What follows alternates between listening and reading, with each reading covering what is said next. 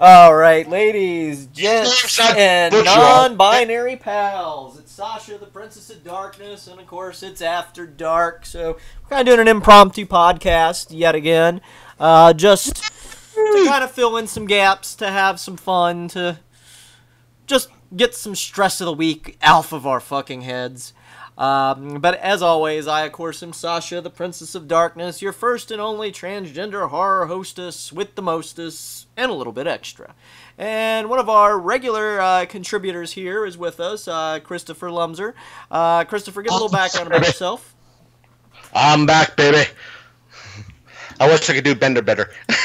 I'm back, baby. As always, as Sasha said, I'm Christopher Lumzer. I am the host of the most hated host of the least listened to podcast in the Martinsburg, West Virginia area, the Long Coat Mafia podcast, which you could find on most major outlets that you could find podcasts on. That's Google Play Music, Spotify, iTunes / Apple Podcasts, and Stitcher Radio, as well as the main website on Podbean, which is longcoatmafia.podbean.com, which you could listen to on the Podbean app as well, and join the over 1,000 followers that we have on the Podbean site today.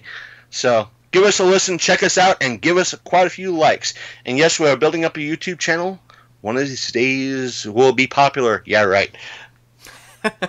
Well, I got a friend right now who uses Podomatic. So for anybody out there listening who didn't catch it the other night, we were on the Storyteller's Corner podcast. They're at Podomatic.com. Josh was probably going to bitch me out for this, but it's Joshua T. Calkins Truigy, also known as Byron of Sidious. You can find him on YouTube.com.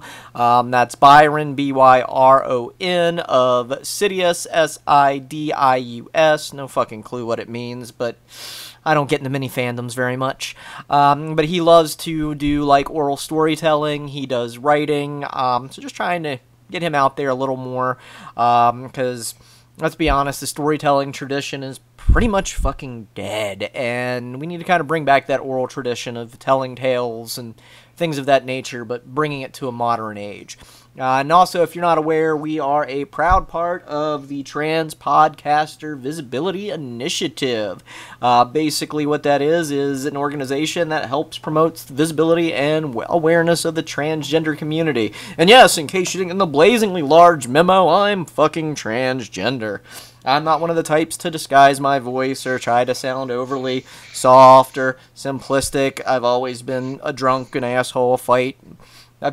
Somebody who cusses, a braggart, an asshole. Chris will back you up on this. Doesn't matter if I'm in a dress or slacks. I'm me. I'm an asshole too. Hi, my name's Chris. I'm an asshole too, but I don't. Unlike some people, I don't tend to go. I draw the line. I'll make fun of Sasha because she's a friend, and that's number one. Number two, I kind of have to make fun of her every now and again within reason. There are some lines that do not cross, but I figured that if I can make fun of Sasha, gives me a little bit of permission to make fun of everybody else. Exactly. It's called the status quo. Exactly. And there's certain things that just go off permission, and yet again today we have discovered it. And all I've got to say is, what the fuck is it with Ghostbusters? I mean, seriously. First we get blocked by good old Dan Aykroyd on Twitter, and now yet another Ghostbuster fanboy is giving me bullshit. Yeah, I saw the secondary. Now, granted, I get what he was trying to say. This is the same person that posted up, I think it was the Ace Ventura reference. Yes. Right, Ace Ventura. I got the reference. It took me a moment to get the reference that he was trying to do, but to me, what I want now, the joke, I understood what he was trying to do, but the joke was not what he was trying to say was not in good taste. Exactly. It wasn't in good taste. I didn't find it funny. It wasn't comedic funny as someone sitting in the front row and getting picked on type of ordeal. It wasn't like that. It wasn't anywhere. It was in bad taste. I understand where he was coming from and what he was trying to do, but to me it wasn't funny at all. And yes, I saw the secondary photo or the meme that he created with you, Sasha. And I'm not, as I told you through private message, I'm not. I'm an asshole. I'm a fucker. But we have lines. I will not do that to you. I'll poke fun of you. I'll make fun of you, but I will not do what that person did to you. Oh yeah, yeah. To me, I what that person did and what he created, I do to myself, but not to anybody but only else. to a select. I might do it to my co-host Big Candy. I might do it to other friends, but not that far. Yeah. And to me, it was like, the reason why I stepped in and explained the situation to him on the first post was basically to say, there's some things that, yes, are dated, and yes, people may have found funny years ago, but it doesn't make it right then. Don't make it right now. And to have the whole allegory between the trans community and the character of Einhorn from Ace Ventura, I mean, it sets a lot of bad precedents. It's basically saying, between the lines, and granted, I know I deal with a lot of listeners out of West Virginia. I'm not including you in this, Chris, so don't get upset.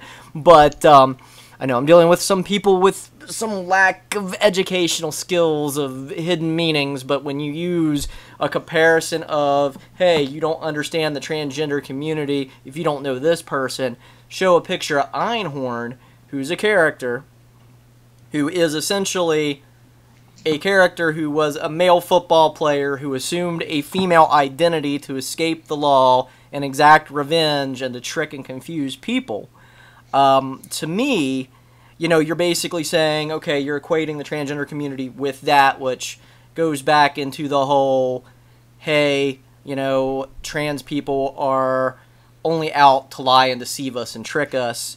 Trans people are not women, and it just strikes that nerve because how can I put it best? It encourages that stereotype. It encourages that old trope, especially when it's in comedy. I mean, it's in poor taste. Let me separate several things. One, again, what this person did on Facebook is in poor taste.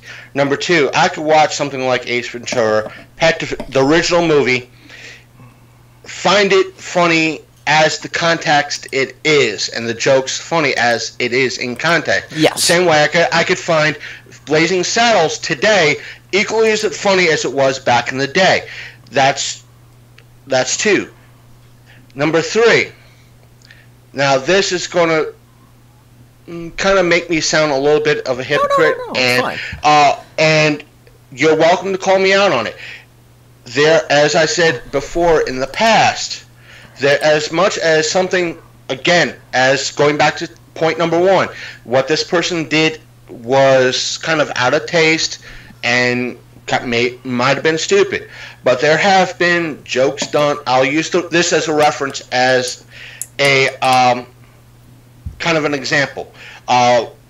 Kevin Smith's Jay and Silent Bob Strike Back. Right. There were lesbian jokes in that, gay and lesbian jokes in that. He has a gay brother. And when he wrote the movie, he ran all the jokes. Granted, it's family, but he ran all the jokes against his brother. One by to see if they were in bad taste or offensive. His brother laughed and said, "Run with it." And you had a majority of the LGBTQ community. How dare you put these jokes in your movie?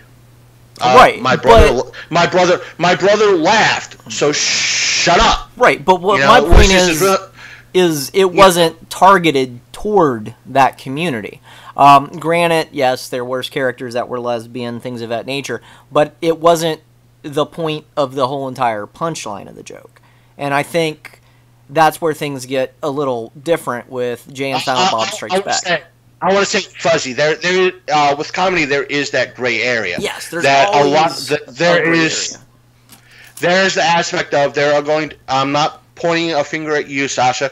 There are a good many people that would say, all right, this isn't bad. This, in regards to this movie, is totally offensive. We can't handle it. It's this, that, and other thing. Yet, it's making fun of a bad stereotype. Right. And a lot of people are like, okay, we've seen it, as I stated in one of my episodes in regards to the Apu aspect. They were making fun of a stereotype, and people like, we're offended. We're offended making fun of a stereotype? Why are you offended someone making fun of a stereotype? Well, because of X, Y, and Z. Well, right, you do know how many people are. It's like if there's 10 people supporting it, you're going to have at least 1 or 2 people that are seemingly, oh, we're offended by it. And the example that was brought up is that you have, again, you heard me make the reference to Bender in Futurama.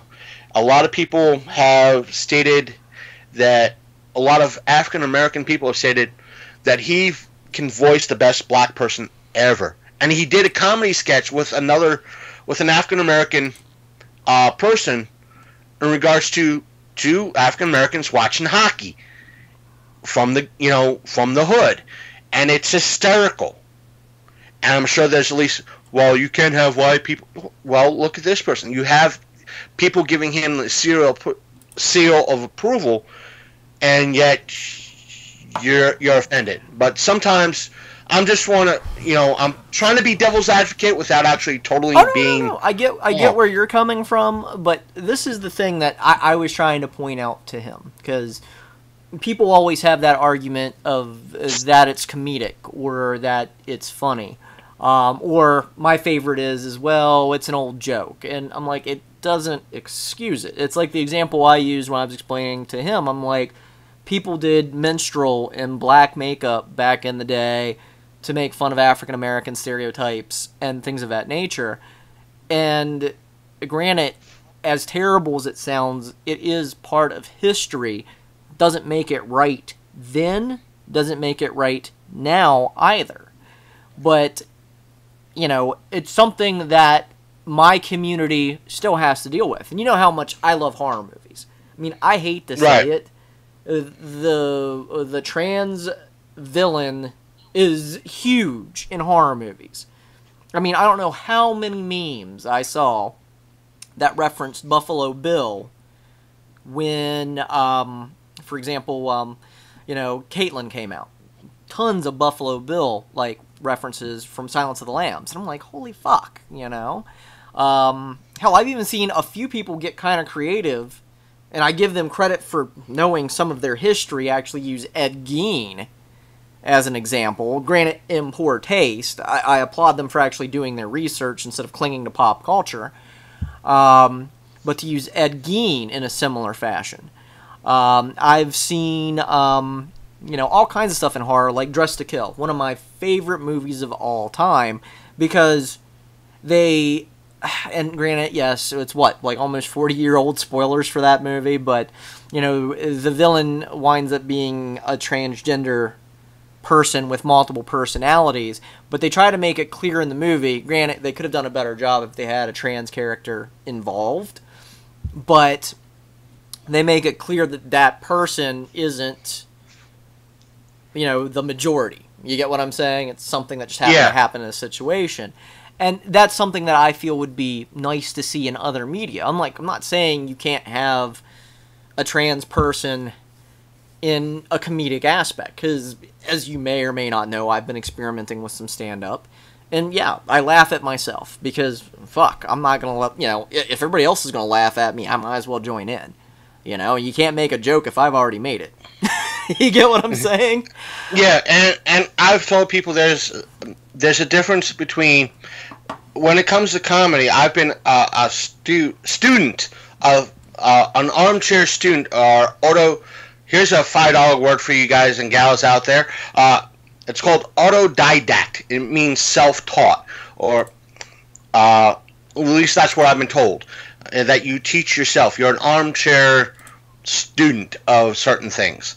And when comedy hit its big time in the 90s, I've been a big fan of a lot of the great comedians that are out there. Carlin, Pryor, even Bill Hicks. A lot of them. I watched a lot of comedy. I recognize a lot of the stereotypical types of jokes that are out there. And I've, in essence, been a student of humor. There's a difference between the aspect of setup and punchline that's funny. I've met a lot of, or seen a lot of comics, both male, female, minority, non-minority, both funny and hysterical and not funny. Literally not funny. And they'll be the ones that are not funny, they're the first one who tells you, how dare you say that? I'm the funniest person on the planet.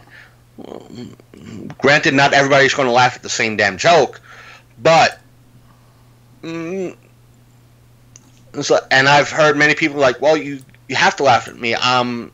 Insert minority here. And it's like, wait a minute, you're not funny.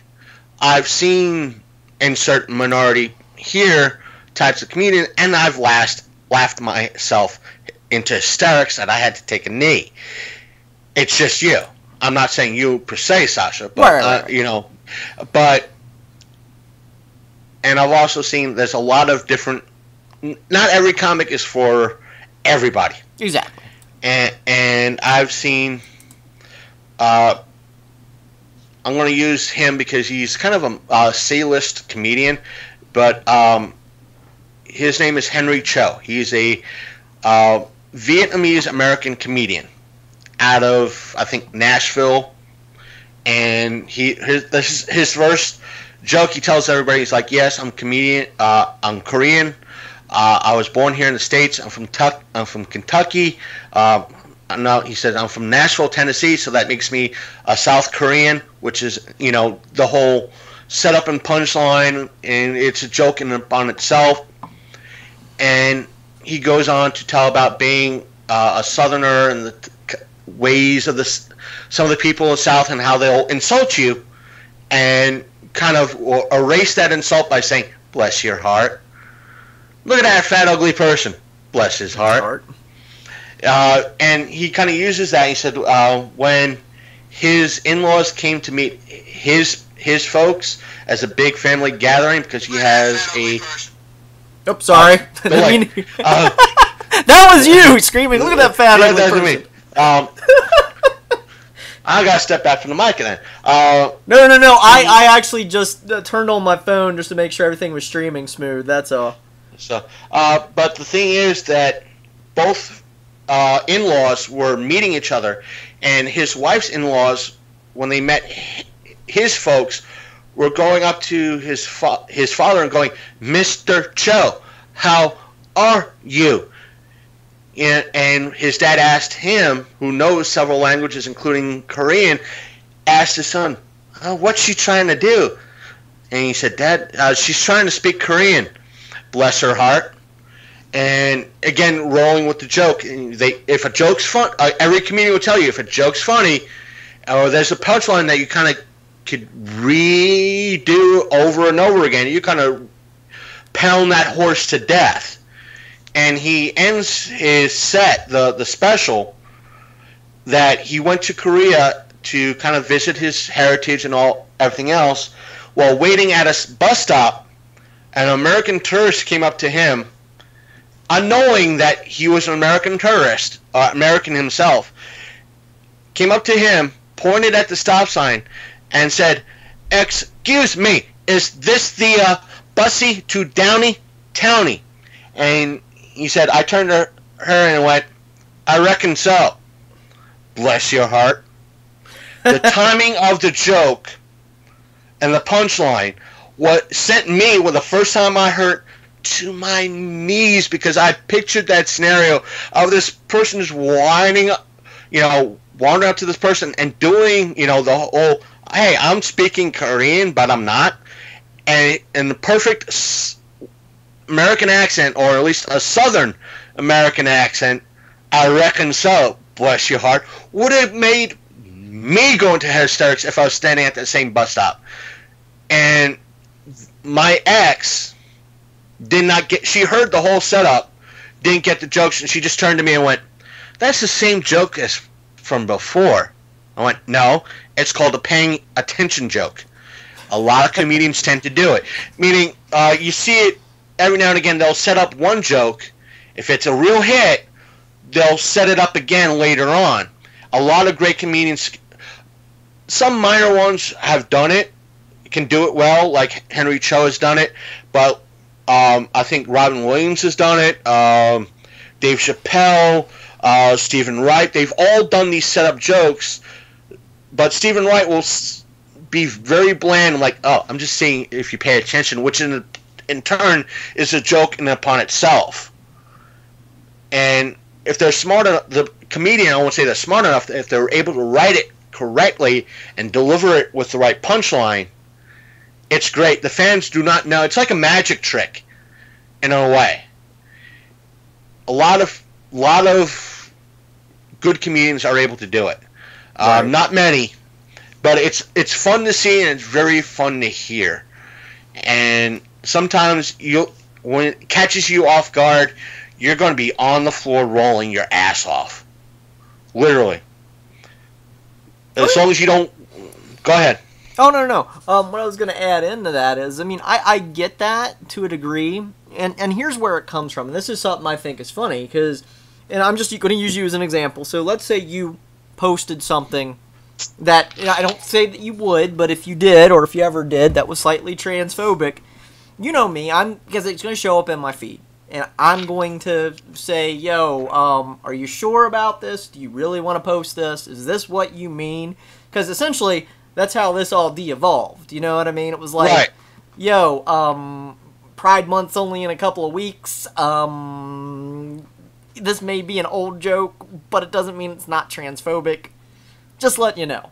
Because as I tell people, I'm like, if you follow anybody who's transgender, or if you're friends with anybody who's transgender on social media, and you post anything, and I don't care if it's a picture that's related to the trans community, or anything that's got the word transgender, especially if it's something that's part of their personality, the way that social media is set up, guess what the fuck's going to the top of their feed as soon as they log in?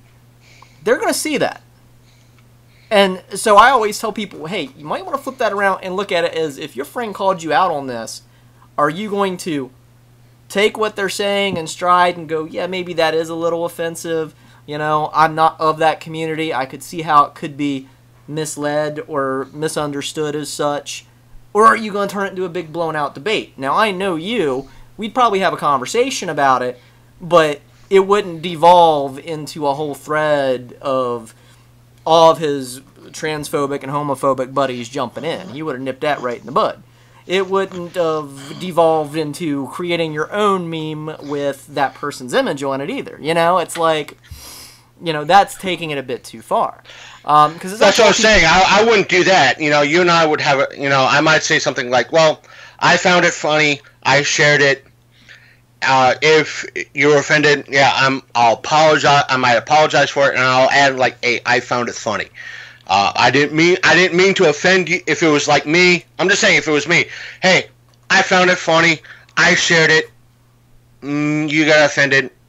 I'm sorry, but at least I found it funny. Right, and that's just me. I'd be like at least offering that education, because the way I put it to everybody, I'm vocal because the majority of my community isn't.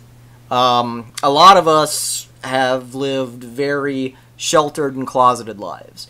That's why I thought it was funny when Laura commented on my page earlier, not to drag anybody out. Sorry, Laura, if you're listening. But she had commented, she's like, I was real uncomfortable when that movie came out when I was a kid, because, when you're closeted and you aren't out with who you are, and you're hanging out with buddies who's watching that movie, you gotta kind of fake a chuckle. You know what I mean? You got to. Because otherwise, it's just gonna be ugly. Especially raised in the areas we were. I mean, granted, we're a little bit more up north than you are, but trust me, I still see rebel flags in my neighborhood.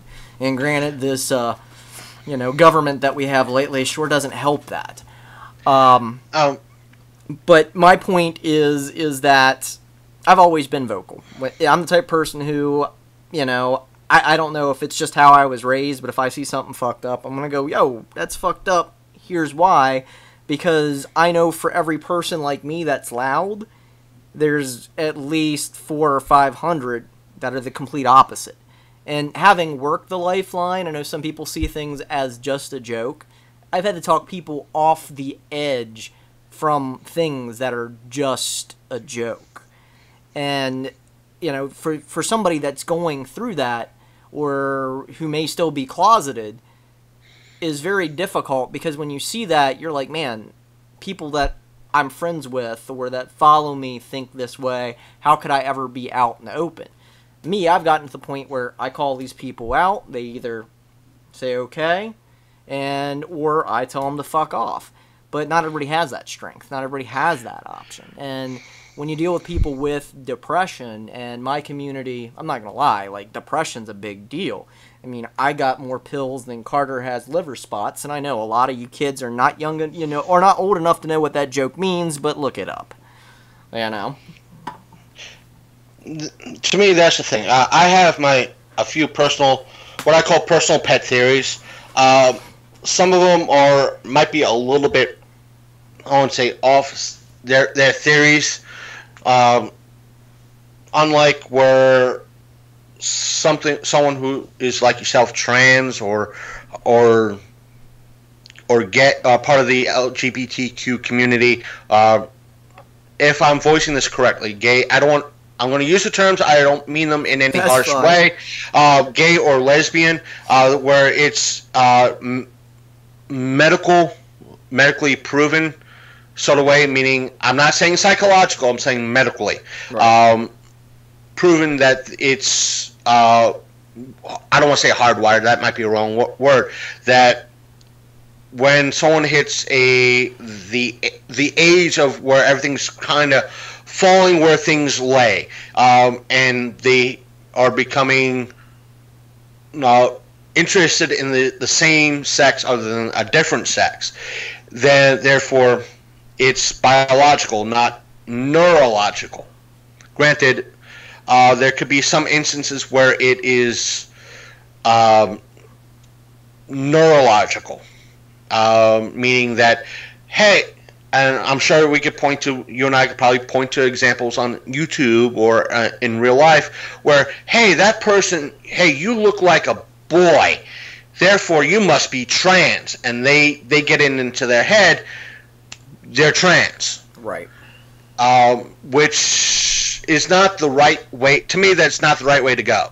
And that's just my personal opinion, that it should be, if someone believes, again, this is my personal opinion, if someone believes that they are trans, and I'm voicing it wrongly, and I don't mean to be offensive, if they believe that they are trans, that they should be more than willing to explore that into as their full consent to do that.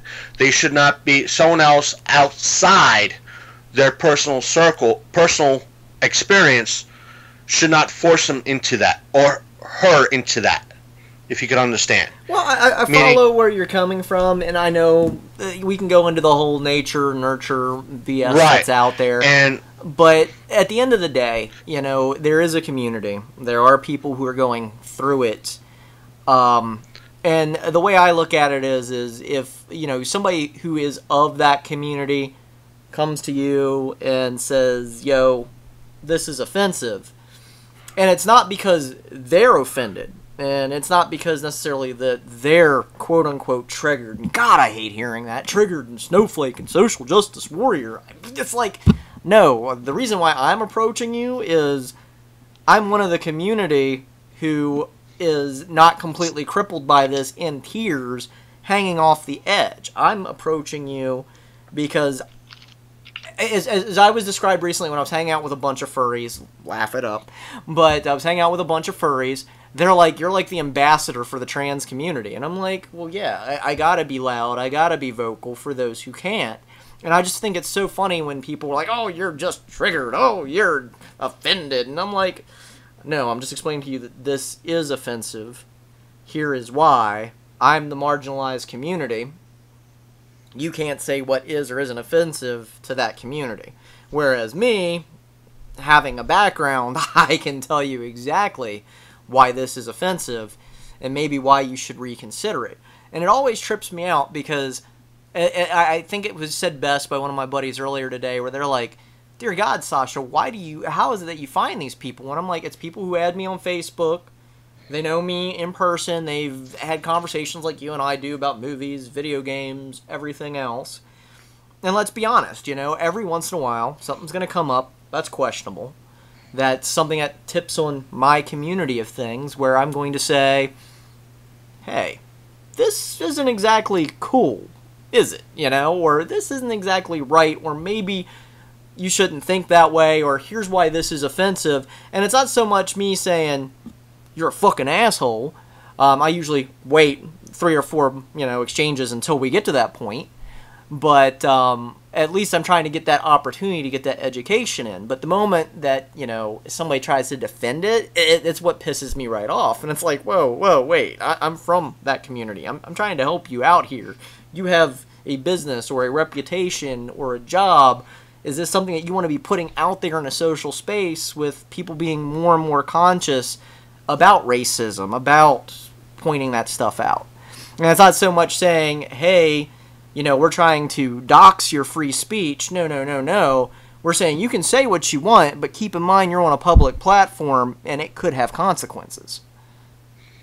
And we've had this conversation before. It's like I tend to be the person that's the horseshoe. I could go from one extreme to the other, and therefore I'm a little bit neutral sometimes. Right. But meaning that if I see you don't know where they stand. that come on, Kip. I could meaning I can, if someone felt awkward watching, who doesn't know, experiences something that might be that's a joke that's geared either towards or against the trans or gay community, and they feel awkward because they're not out yet. They don't know. They need to be educated in reference to it's okay, meaning that they're not really familiar with the environment. They're not, as you said, they don't know. They're not part of the environment yet, that it's okay that we don't understand. Us normies don't understand. But sometimes they don't. It's kind of hard to explain because I'm not part of the community. But it's okay to, it's okay. It could be okay to laugh at it.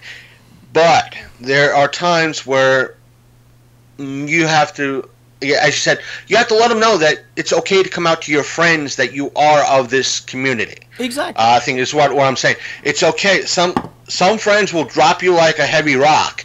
Other friends will try to educate them. Like, as much as we will laugh at this, we won't laugh at. Well, we will laugh at you too if you do something stupid. Exactly. But it's a joke. It's not meant to be you. It's something to be laughed at. We're not laughing at you or what you believe in. But it's again, as a normie's way of thinking, it's kind of hard to put into words. There is that aspect of sometimes it might be okay to.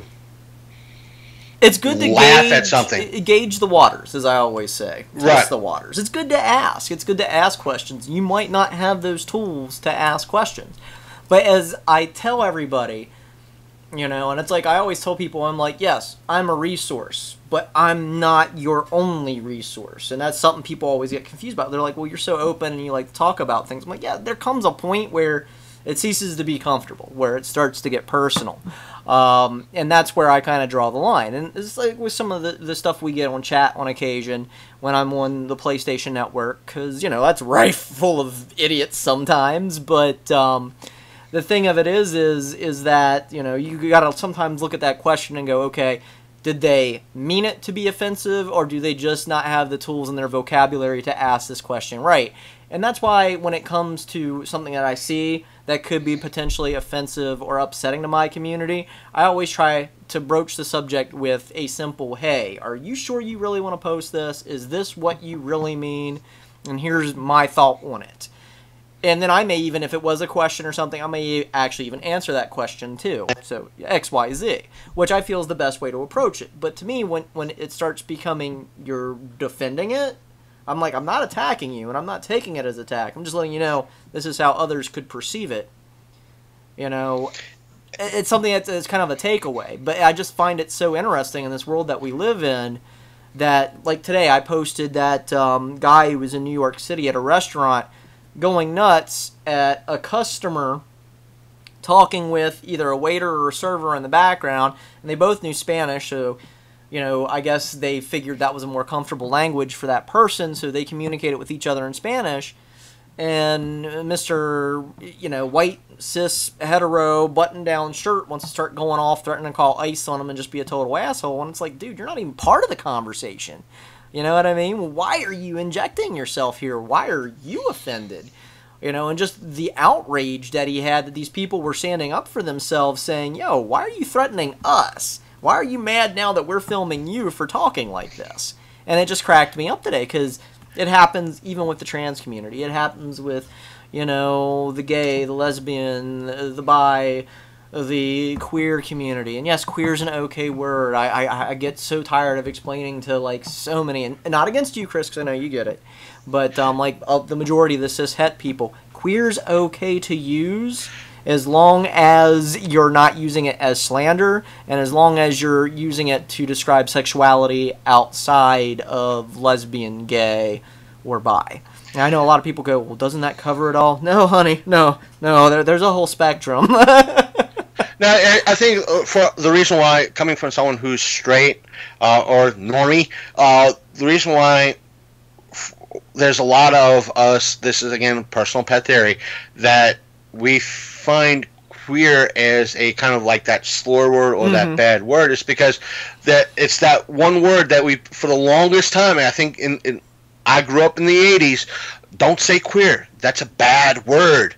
And you might have had a lot of people that were part of the LGBTQ community back then. How dare you call us queer? How dare you? Right. So it's been part of that. Oh, don't call them queer because that's a bad word. Well, I think and so I think what it is, and this is the way I always describe it to people when I joke about it, because I've often seen people where, you know, they wanted to throw the Q in, but they didn't want the question of it and everything of that nature. And I'm always like, you know, I'm not going to yell at you and go, yo, that's our word. You can't use that, you know? You should, just to toss them up, you know. Same person, you know, let them use it a couple times and just randomly. Hey, you can't use that word. That's our word. You can't use that. Yeah. It'll just mess up their day for a while. Yeah, it's just one of those things, you know, where certain words and phrases, I've joked about it from time to time, where I'm like, and I'm not going to mention those words because I find them offensive, but, you know, the T word, for example, I've gone up to some of my other people in my community and go, what's up, my T? And they're all like, oh, yo, what's going down, my T? And I'm like, and somebody else goes, well, you guys can say that. I'm like, yeah, it's our word. We can say it all we want. And to bring up your point, or kind of earlier reference to that, two folks speaking Spanish and all that, with my thought, everybody's like, oh, it's the president. Well, it kind of is, but it isn't. Because, one, the reason why it is because the country's always been like this. And we have this sickness, this overall problem that a lot of people probably were like this to begin with. Right. And they saw Trump just doing what he was doing or is doing with no filter, #no filter, and they figured, well, if the president can do it, we can do it. I don't think it's so much that, and I think it's interesting because I had somebody who's a little bit more educated than me, and granted, yes, I went to college a couple times. I don't feel most of it stuff. I don't claim to be educated myself, but I'm willing to have discussions to possibly educate myself a little bit more. But politics were never my forte, and nor was, like, I wouldn't say, I mean, I was good at history. I was good at dead languages, go figure. I was good at all kinds of things, but when it came to, like, how can I put it best, like, actual human interaction with each other, that always kind of escaped me sometimes, because I think as human beings, we're crazy. We're crazy as shit. Are you talking about, like, social interactions and, like, There's a word for it, but I'll probably remember it after. I wouldn't even say sociology. Yeah, I wouldn't even say psychology. Sociology. But it's sociology. But anyways, what tripped me out was it was somebody who got a fairly good background in it, and he's like, the loudest, most hateful group out there is typically the ones on the decline, because they're the ones that feel more pressure because they're going extinct. And he's like, and I feel that that's what happened with the election recently, because we just came off of having a great president. I know a lot of people piss on Obama, but they were like, we came off of a great president. Everybody thought, well, how much worse could it get? A lot of people didn't show up to the voting polls, except for all the loudmouth, hate-filled fuckers who wanted change in the world.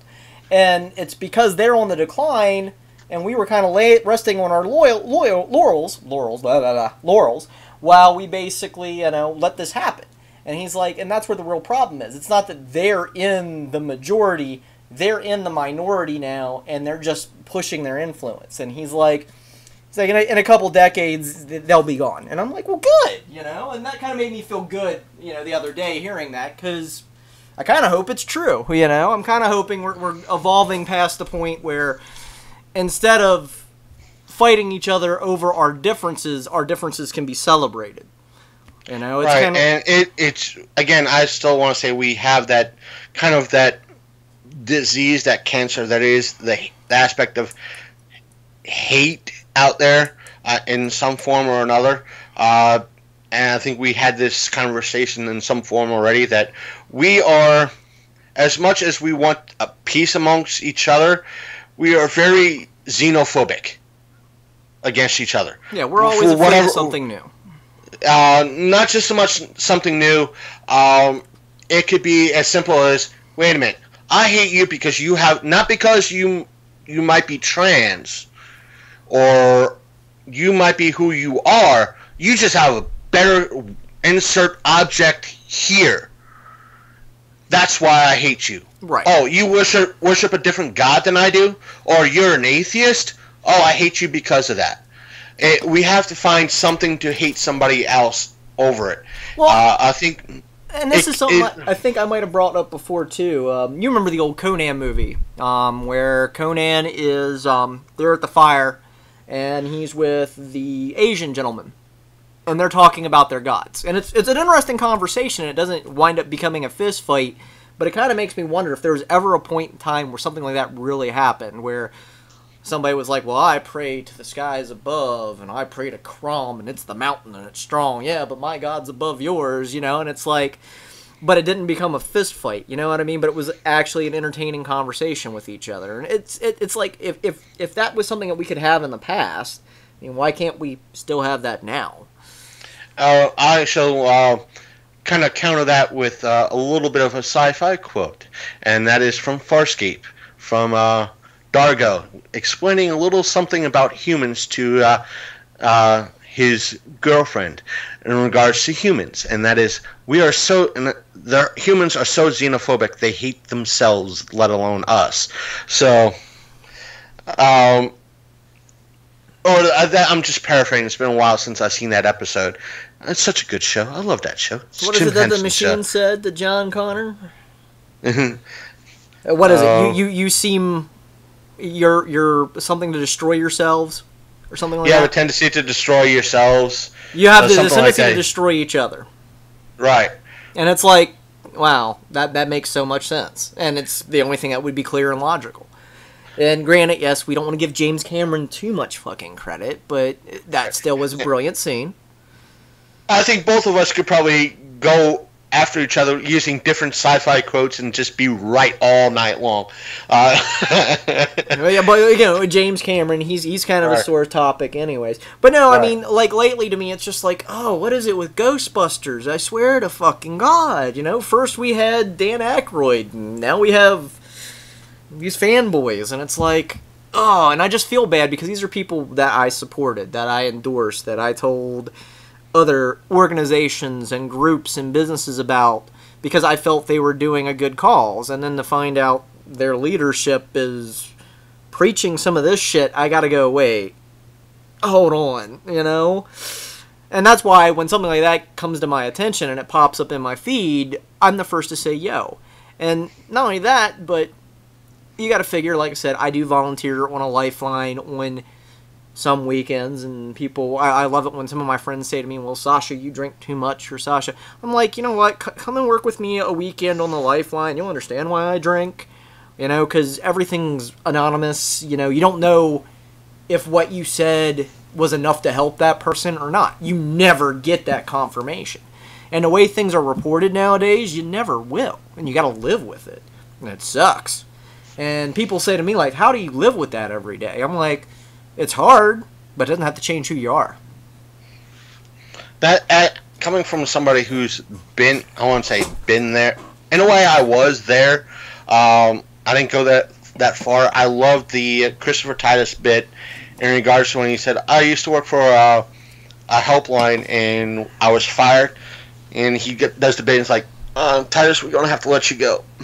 We haven't had any complaints exactly. And you get what he, but it's to me it was a funny bit. I laughed. You're going to have a lot of people who are in the same boat as probably you and I were, going, oh, that joke is not funny. No, dude, as someone who has did attempted suicide before, I found that joke funny and hysterical.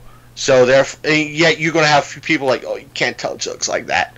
No, listen. I attempted suicide twice. I've been there. Yeah. It's like, if I could find a joke like that hysterical, for everyone like me, there's going to be another person that doesn't find it funny. Exactly. So, but it's like I always tell people, I'm like, they're when it comes to comedians, and you watch certain movies or you watch certain TV shows and you watch certain other things, you have the option to turn the channel, change the channel. You got the FCC out there that can put the clamp down on shit faster and fast. But unless of course you're the Max Headroom guy from the 80s who kept breaking into TV stations. I still want to know how the fuck he did that. That was amazing. But anyway, I digress.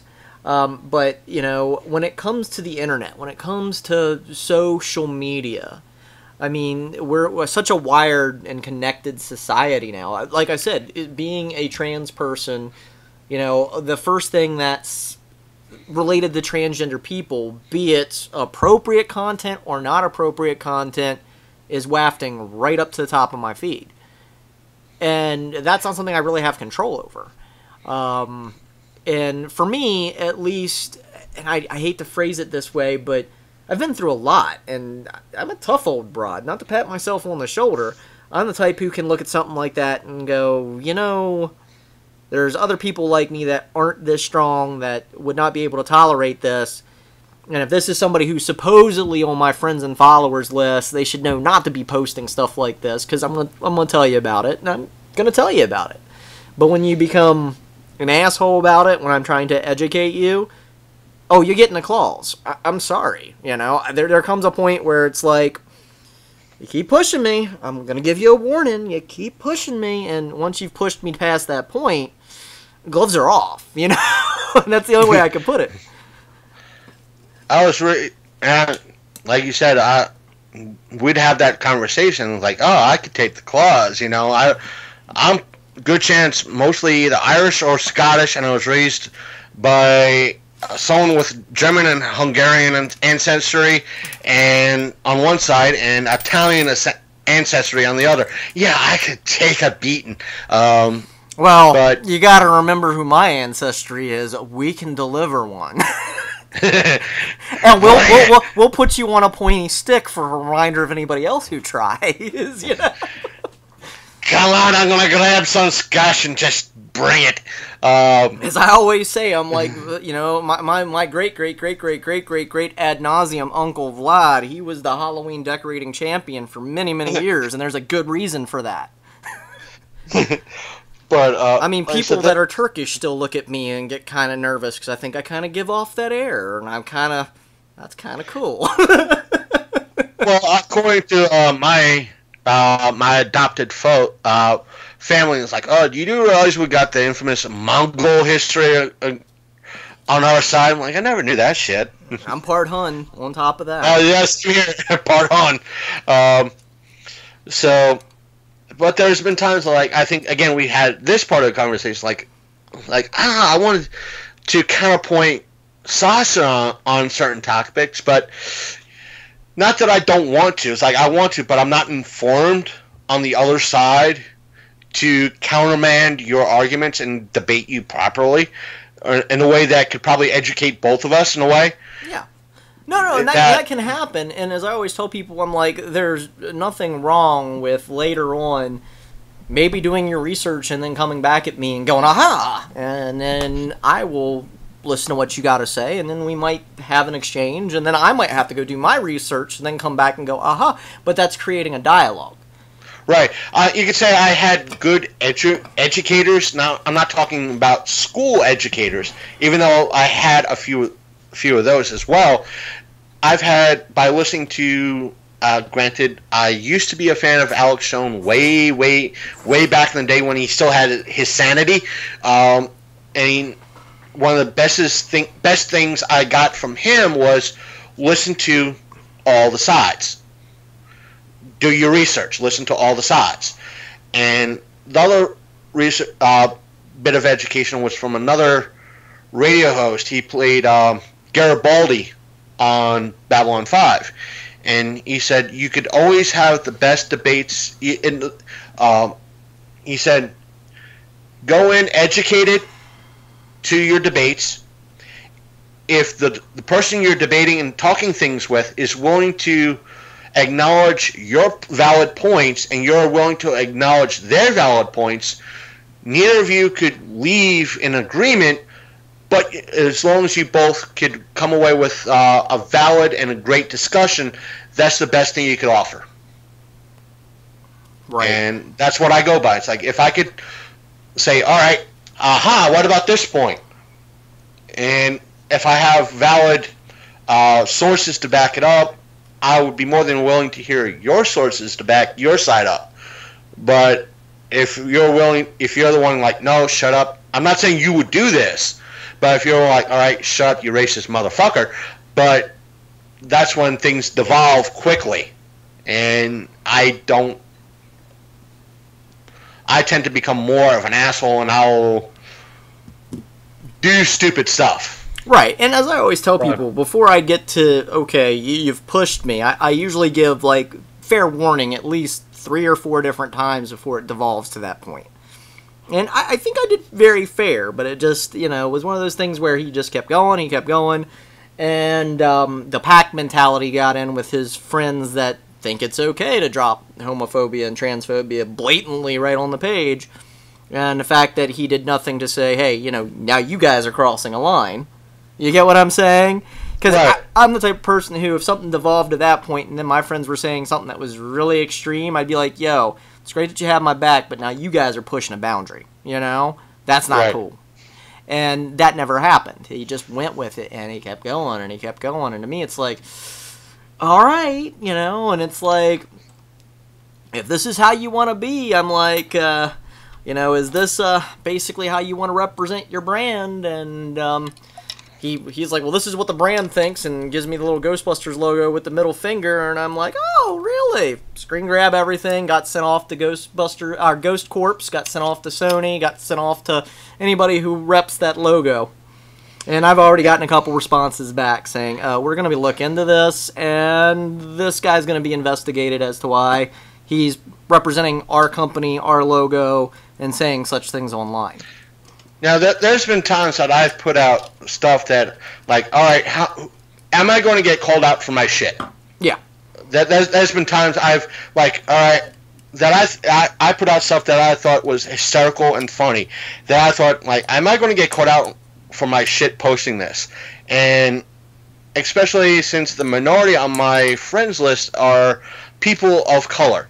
And one of which is I want to say 350 plus pound African American male who has a concealed weapons permit, legal concealed weapons permit, and owns several firearms. and in the security business and knows a lot of people. So I figure if I could get him to laugh at something and him to love it, I'm safe. Right. So it's like, and I've had people say, yeah, if you could get this person laughing over something, yeah, you're safe.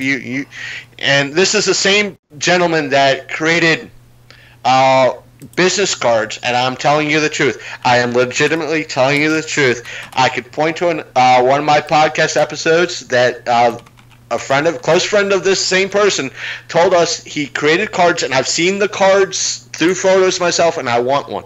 It says the card does not protect you from something overly racist, but he created these cards that says, it's okay, I have a black friend, and it has his picture on it, and it has like 10 boxes on the bottom of it that you can have checked off. He did it as a joke, and it just ran wild. Right. And I'm like, that's fun. That's funny as shit.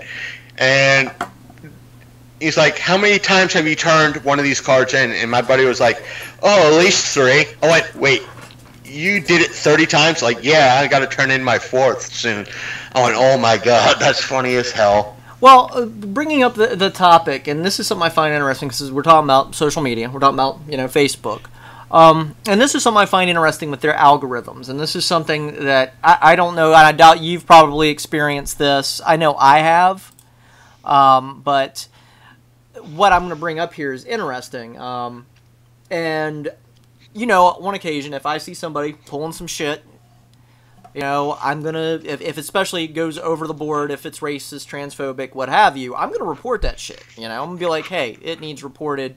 Things of that nature, because there are certain things that go against Facebook standards, Twitter standards, any other social media standards that are out there.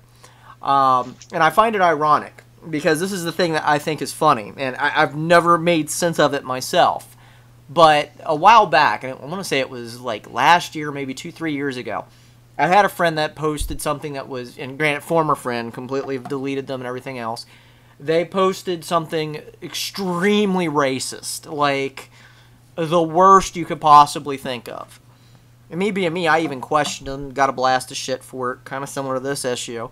And I'm like, yo, this ain't even funny or right. And I reported it. Facebook did nothing about it. And I thought it was funny because, me, I'll take a screen grab and go, yo, this is what's going on. This is on somebody else's page. I don't know if you follow this person or what have you, but, here's what's up and here's what they're posting. But I'm the one who got the block and ban hammer for screen grabbing what they posted underneath that it violates Facebook standards. But nothing ever happened to their post. And it just boggles the mind. And it happens about 90 to 100% of the time. I don't get it. It makes no sense. It's happened a lot of times on Facebook as well as like YouTube. And how many times have you're on YouTube and you're more of a creator on YouTube than I am, but you see this all the time. It's like person X, YouTuber X could do something, they get away with it not fine and dandy. When a lot of the other YouTubers get onto it and they start talking about it, they're the ones that get dinged. But the one that kind of started it all doesn't get touched or reported or anything else. Right. And this is something I find interesting with, like, going into the subject of transphobia and things of that nature. I've got no problem showing people and reposting transphobia when it happens and reporting it every time it happens. And I would say it's about a 50-50 crapshoot if Facebook will suspend that person, block that person, or delete that thing. But the moment I repost it, or I take a screen grab, or I say something, my account's blocked out, like, immediately. And I'm like, holy shit, I mean, I take the gamble all the time. But I just think it's funny, because I'm like, how the hell does this work? It makes no sense. I don't know if you've ever experienced that. I doubt it. I've always been curious if anybody else has ran into an issue similar. But yeah, it's just weird. I haven't been in Facebook jail yet, so... Well, congratulations. There's that. Keep hanging around with me, you might. Don't worry, prison's okay. With some of the shit I've posted up, I'm surprised I haven't been in Facebook jail. Bubba gets too friendly with you. You come see me. I'll take care of him. All right, it's fine. It's like, wait a minute. Why haven't I been in Facebook jail? It's like, I'm bound to share something that somebody's about to report somehow. Why haven't I? It's like, I have pastor friends on my list. I have devout Catholics and everybody else on all ends of the spectrum on my list. Why hasn't nothing been reported yet? And it's like, I guess, and my mind goes through one of these things like, well, I think I know why that particular person didn't report me, because I know his mom, and his mom has some very discriminating fun photos of them. Now, it's something I could share. It's been out many years. He's a Catholic priest. Just that when he was in seminary in Rome, some of his school friends said, "Hey, the Winter Olympics are being done nearby. Let's go to a game." So they all went to a hockey game. Right. And being diehard Americans, go America, but they not only went to a game, they painted their chests, one with a U, one with an S, and one with an A, to cheer on America. No problem with that. It's called being an Americans. What happens? A Yahoo sports reporter took a photo and posted it up on the sports page of Yahoo. And it got shared on Facebook. I should have. It's just a fun thing. It's like, yeah, it's one of those things I could bring up. It's like, he'll bring up something like, yeah, dude, you do realize I know that you were at a hockey game with a U on your chest? Do I have to get your mom to give me the photo? Right. It's one of those things like, die down, Padre, die down. I know you were. I saw the photo of you at that hockey game. Yeah. But he's one of those types of things like, wait a minute, he has a great sense of humor, and he'll laugh it off. It's like, who do I want to report you to first, your boss or your mom? And he's like, well, you keep that up, I'll report you to the main boss. I'm like, shit! How dare you do that? I can feel that. Like I told you, it's like, if you're considered my friend, if you're willing to get me back in some way, in a joking manner, I will cross that line. Right.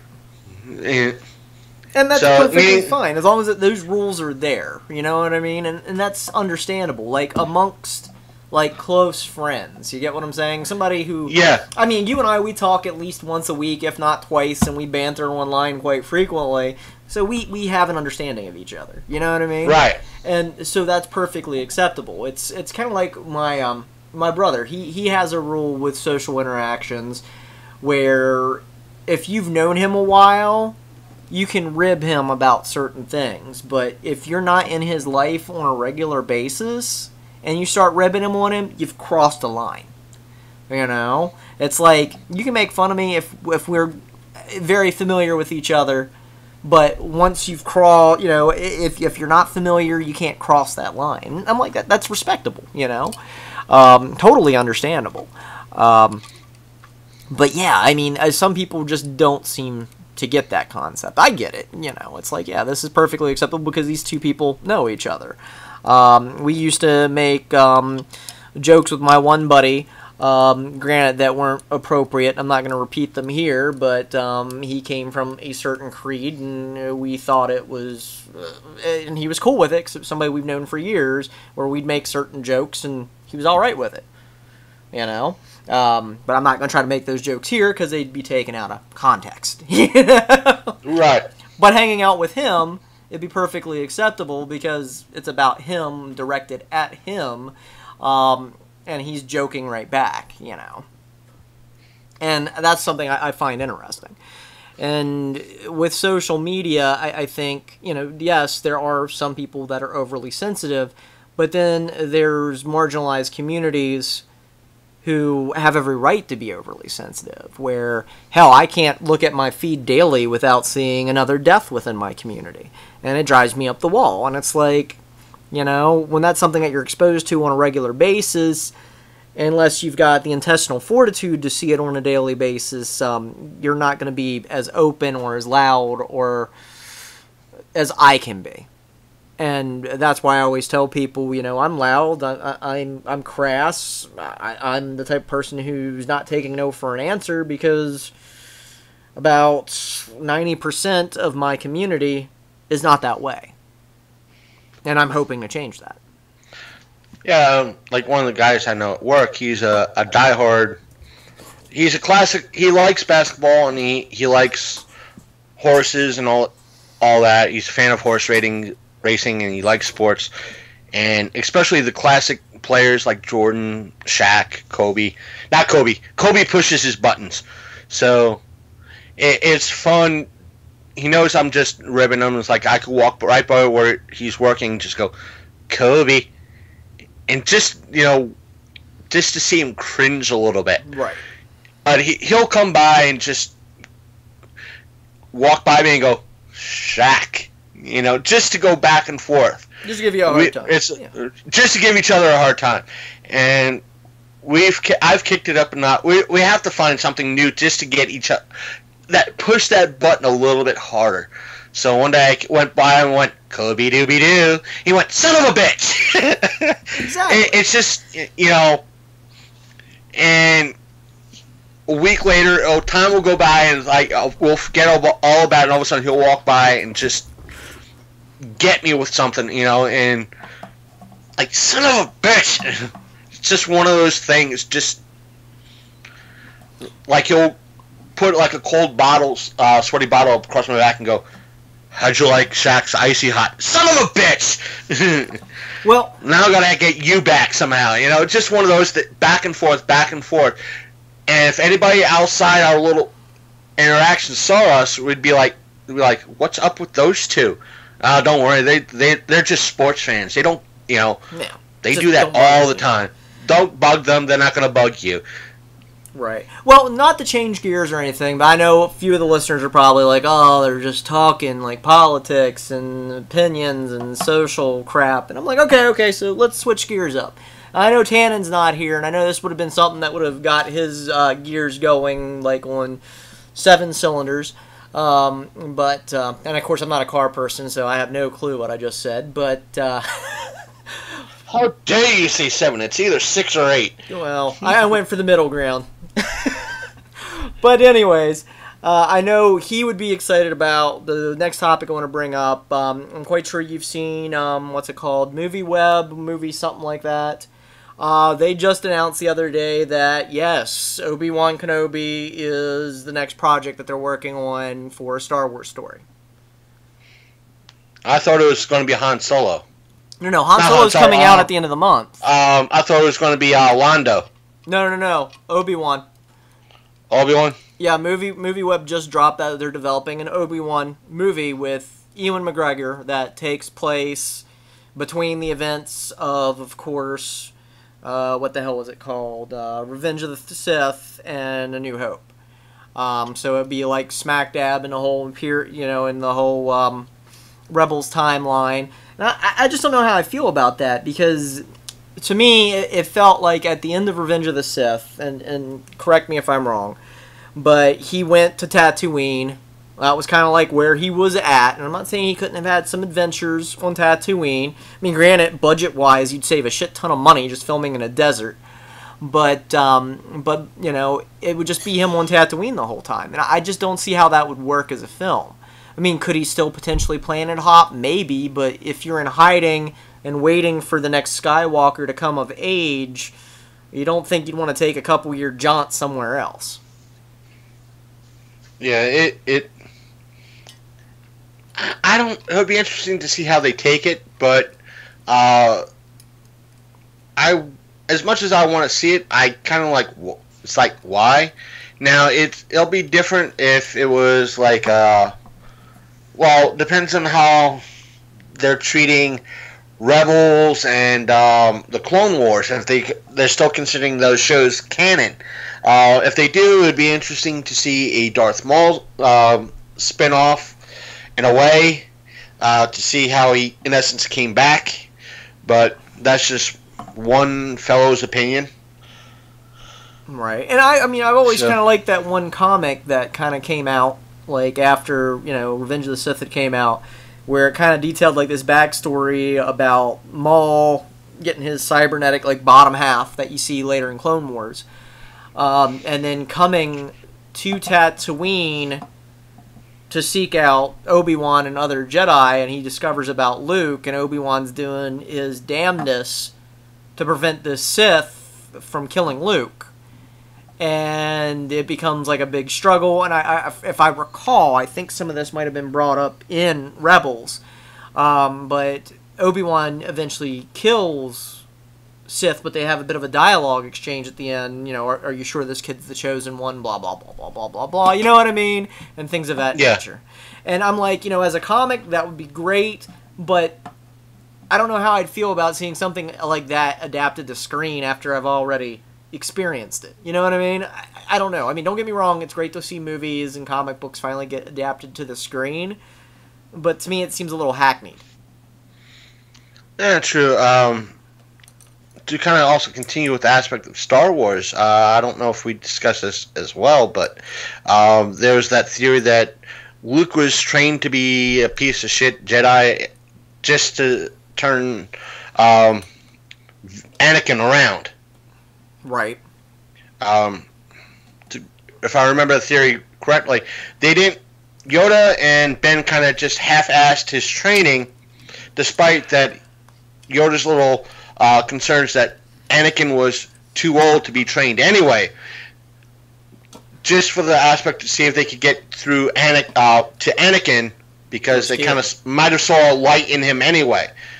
They didn't expect Luke to train to be a new master or to jumpstart the Jedi again. Meaning, if Luke fails, we could always go with Leia. Yeah, they did like an Elseworld comic book about that too, where Leia was the one who got trained. I don't know if you remember that or not. Dark Horse had a short run on that, and that was interesting and weird to see, like, Vader come back over to the light side and wear like this all white armor, and it was ridiculous for the time. But it was interesting, so it was an interesting concept. Again, it's one of those things where I just really don't know how I could see that happen. Right. And then on top of that, to mention about other things that we kind of touched on with Tannen the last time we talked, was that it did get announced about the Star Wars TV show. And I'm trying to remember what big-name director was involved with that announcement, but I know he's going to be directing a lot of the episodes. I'm trying to remember off the top of my head. I saw it not too long ago. Damn, but it's some big-name director. I mean, it does sound promising, but it's supposed to be like 7 years after, Revenge of the Sith. No, 7 years after Jedi. I take that back. It's 7 years after Jedi is when the TV show is going to take place. Did you hear anything on that? I might have seen it in passing, but by the time I could get back into looking at it, it went through my feed like nothing. Right. And the Facebook app is a piece of shit, which means if I knew it was let's say an hour ago, and I went back to current feed or it was TV Web. It is Jon Favreau. Name doesn't ring a bell. He helped with Iron Man. I can't remember what else he was involved with. Hold on. I mean, it's a big name. Just doesn't come off the tip of my tongue because it's not a horror director. Jon Favreau, and of course, as soon as you put in his name, he's putting in all of what he's done. He also plays Happy Howie, whatever his name is. It's kind of like Tony's like sidekick in Iron Man. He was also in Swingers. I don't know if you remember that movie. I rings a bell, but I haven't seen it. Okay. For movies, he directed Age of Ultron, Iron Man 3. He was an executive producer on The Avengers, Cowboys and Aliens. He did Made. He was a co-producer on Swingers. He was involved pretty much with the entire Iron Man series, as well as Age of Ultron. He was a producer on The Jungle Book, the live-action remake. And he's been an executive producer on The Orville Show, executive producer on Infinity War. He's also producing the Lion King live-action movie. It's coming soon, and a sequel to Jungle Book that I had no clue about. Well, like I said, with Facebook, that could have been an hour ago when I went to the most recent feed. Mm-hmm. It wouldn't be there. Meaning, if I saw it in the top stories feed that I'm normally at, like, it could be, to use kind of you as an example, as much as I don't want to. Like, you could put up you sharing this stream. I could see it in the feed, but as soon as I open up my app to share it, it's gone. Yeah. It immediately, I could see it right then, like, I gotta share that to promote it, automatic refresh, and it's gone. I go to, that was maybe about 3 minutes ago. Go to current feed. It's not there. Right. And I literally have to go to your profile to share it if it's posted there. As often as this come up tonight, I'm so tempted to, like, just rename this episode Facebook Fuck Ups. Right. Facebook Fuck Ups. And that's something I find that's interesting with the app. And I don't know, maybe it's just because I'm hardwired to log into a PC with a tower and a monitor and the whole 9 yards to get on the net. But I'm more comfortable with my PC than I am on my phone. And I feel, as weird as it sounds, I have more accessibility with my PC than what I do on the phone. I don't know why. That's the thing. That's also the fucked up thing about Facebook, is that sometimes the Facebook on through either a laptop or a desktop computer will have a post that the app is not showing, and vice versa. Right. Ironically. Yeah. And the other thing I hate about the app is that if I'm tagging, it wants me to tag every goddamn motherfucking letter. Literally, I could type in, like, I'm going to be on Sasha's live stream tonight. It will want to tag every letter and every word as something else.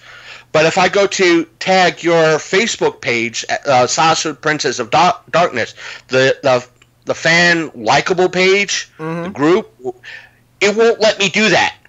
I have to hop on my laptop, pull up Facebook, and redo the post to tag you.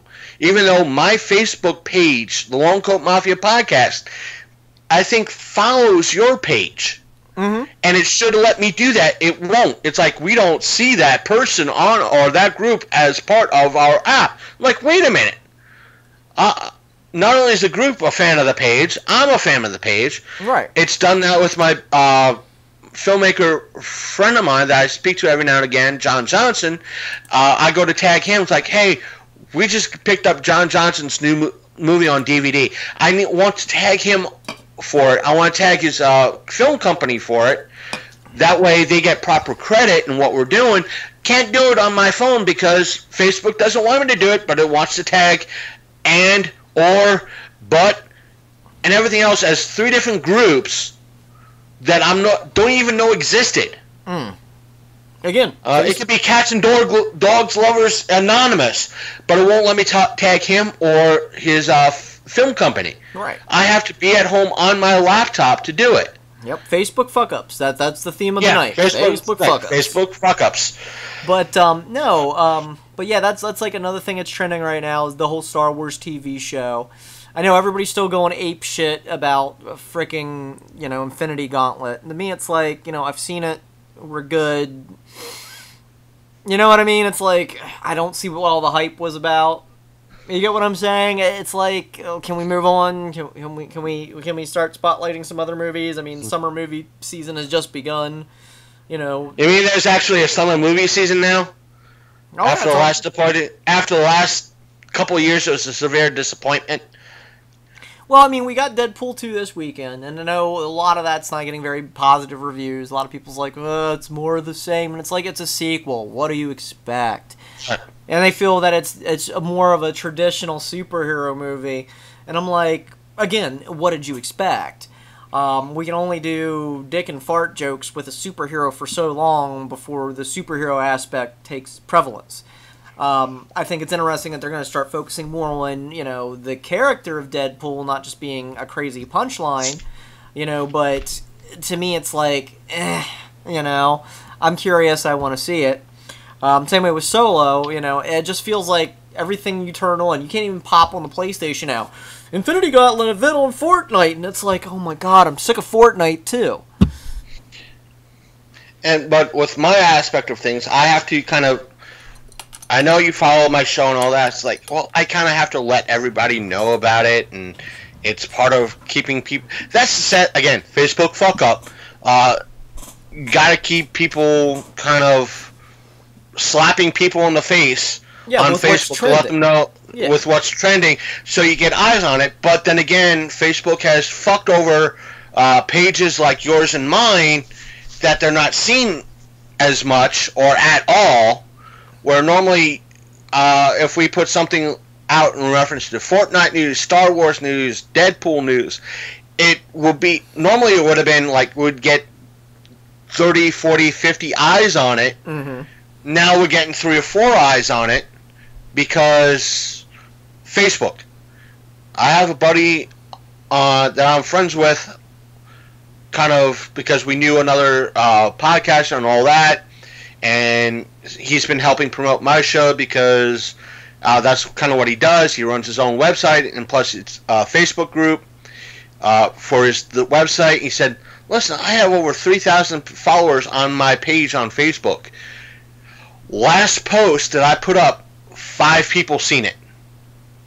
Yeah. Thank you, Facebook algorithms. Thank you. Well, that's one of the things why I look at trending now. Like, granted, on your personal page, you can't do that. And I wish you could do it with your personal page as well, because if you're like me, you do have some people that get on your personal page, even though sometimes you wish they wouldn't. I don't know how many times a week I got to explain to people, Facebook is not a dating site, sweetie. I have a fan page. Do not bug me on my personal page. You know what I mean? It's like, I am obviously, you've obviously found me through a dating site and decided to search my name. But this is not the appropriate area for that. Maybe swipe right, or send a message, and you might get the attention. But you're coming at me all wrong, But the thing of it is I've learned with like insights, like there are peak times and people on your page. And granted, I run the You Belong website for You Belong. I do, of course, the one for, my podcasting, horror hosting, and everything else kind of all in one big pile. Because I found it so much easier than trying to do 6 or 7 different sites. That got confusing as fuck. But I can see insights, and it'll tell me the time of day when I get the most hits. I can even drill down into more detail as to when I have the most eyes possibly on me. So I know when I have that feed, and granted, that can change on a daily or weekly basis, but you just have to keep up with the insights. I mean, it gets technical, and it's a pain in the ass. I've gotten to the point where I check my insights at least once a week, and I'll look at it on a daily basis, weekly basis, and then a projected monthly, and then I'll schedule my posts to hit at certain times unless I've got something special going on, and then I'll make sure it goes up as soon as I can get it up. But I find that actually helps generate more views, like especially with the You Belong and working to try to get a good and decent Pride in the Franklin County area. That I found that just by following the insights, I can get 600-700 eyeballs on it as long as I'm following the peak times. Yeah, I gotta probably look into that more in reference to Facebook, but the apps don't tell me that much. Regards to times, you might have to tell me offline. Yeah, I'll really offline. Yeah. I'll get you details too, and I found like with You Belong and things of that nature, like running a poll every once in a while and engaging your viewers works. I know as weird as that sounds, but like instead of just being an info dump, ask a question. You know, like, Yeah, I tend to do that anyway. It's weird because I was like, all right, this just came out. What do you all think about it? And I'll ask it, but granted, I'll get one or two people, same people. I don't mind it. They'll respond, but they're for the most part out of the currently 160 some odd people that are following my page. The remaining people either don't see it or they're not answering. Yeah, and that's why I find it interesting to give them something to click, that kind of put them in that little, how can I put it best, that little box that says yes, no, maybe so, or something of that nature, and people get more engaged that way. And I've literally had people, like, where I'll have, like, 3 options in a poll, yes, no, other option described in the comments, and granted, I will see that they don't comment, but I can look into that poll and see who answered X, Y, or Z, and then go to those people who didn't have a definite feedback or the ones who had a negative feedback. I can literally message them and go, hey, what's up? You know, we saw you answered on the poll, da-da-da-da-da-da, and not be a dick about it, but, you know, kind of like approach them, well, what are you looking for? What do you want to see? And granted, I'm not going to try to cater and target everybody, but, you know, you get kind of a good cross-sampling, you know what I mean? And just kind of go with it that way. And it works. It's interesting. I can get into more details about that. But again, Facebook fuck-ups, and it's a very technical schema kind of thing. Outside of that, you saw my post about the reissue of Nintendo Mini NESs, right? Yeah, I think it's a prevalent problem of folks like you and I. I might not share it to my personal page, but I might share it directly to the show's page. Right. And I was like, I shared it. I saw it. Someone shared. It was before you posted it up, and I was like, "Oh, it's being re-released." Share, straight, not to my personal account, but to my show account. It's like, gotta share it. People want to know about this. Got maybe 1 or 2 likes, and all of a sudden, a few hours later, hey, you got it. I'm getting tagged in. Oh, Sasha tagged me in. I know about it. But it's the prevalent of seeing something like that. And in my head, it's like, I know within a few hours I'm going to see it at least a half dozen times. Right. So it's not against you. It's like, I could post up to go about, like, Avengers. These are my current favorite Avengers, and it's like piles of dust. I could be the first person to post that, and I know within a week I'm going to get that at least 6 other times. Well, I just think it's funny. I was one of the first people to do the Dustbuster joke, and I've seen clones of that ever since. And I'm like, hey, my material. Give me my comedy check, you know? But, no, the reason why I bring it up is like, why do you think Nintendo is reissuing it? Is it because they actually see that, hey, there's a market here? Or is it just that the fans, like me, went apeshit enough over the fact of limited supply? Or do you think it's a combination of it? Probably a combination of it, because they didn't learn the first time, and Nintendo has that nasty habit of doing it, and it's been reported they've done it with the Amiibos, that the first run of Amiibos, or any Amiibo that they put out, is instead of putting out enough for the fan base to buy it, they put out such a limited number to sell out and let the scalpers make their money. Then they'll say, oh yeah, due to popular demand, we're going to re-release this with greater numbers. That seems to be the Nintendo way.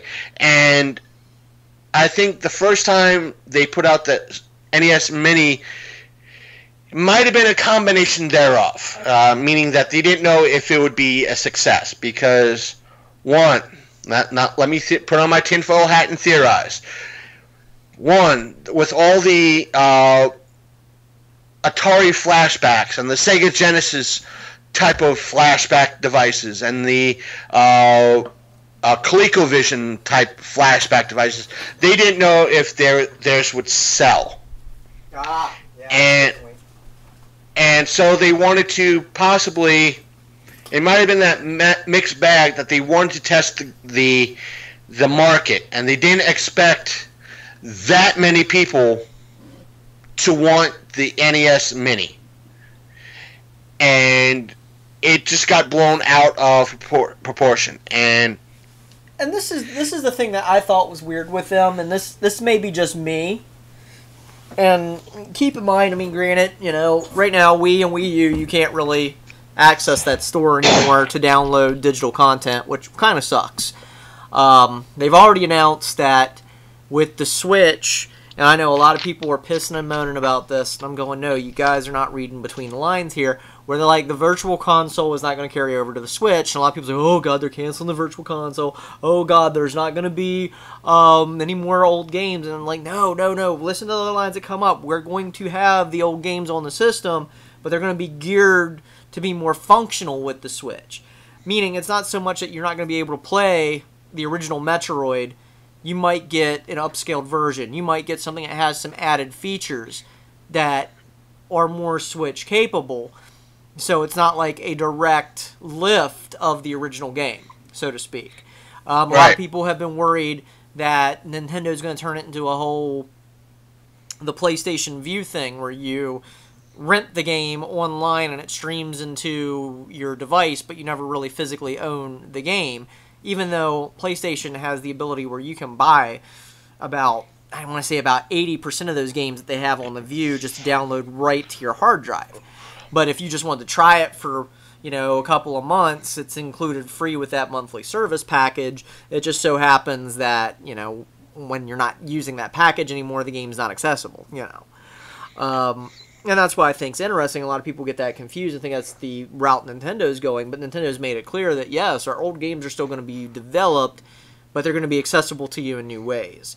And I think a lot of people have gotten confused on that. But it's always weirded me out because if you recall on the Wii and the Wii U, NES games were...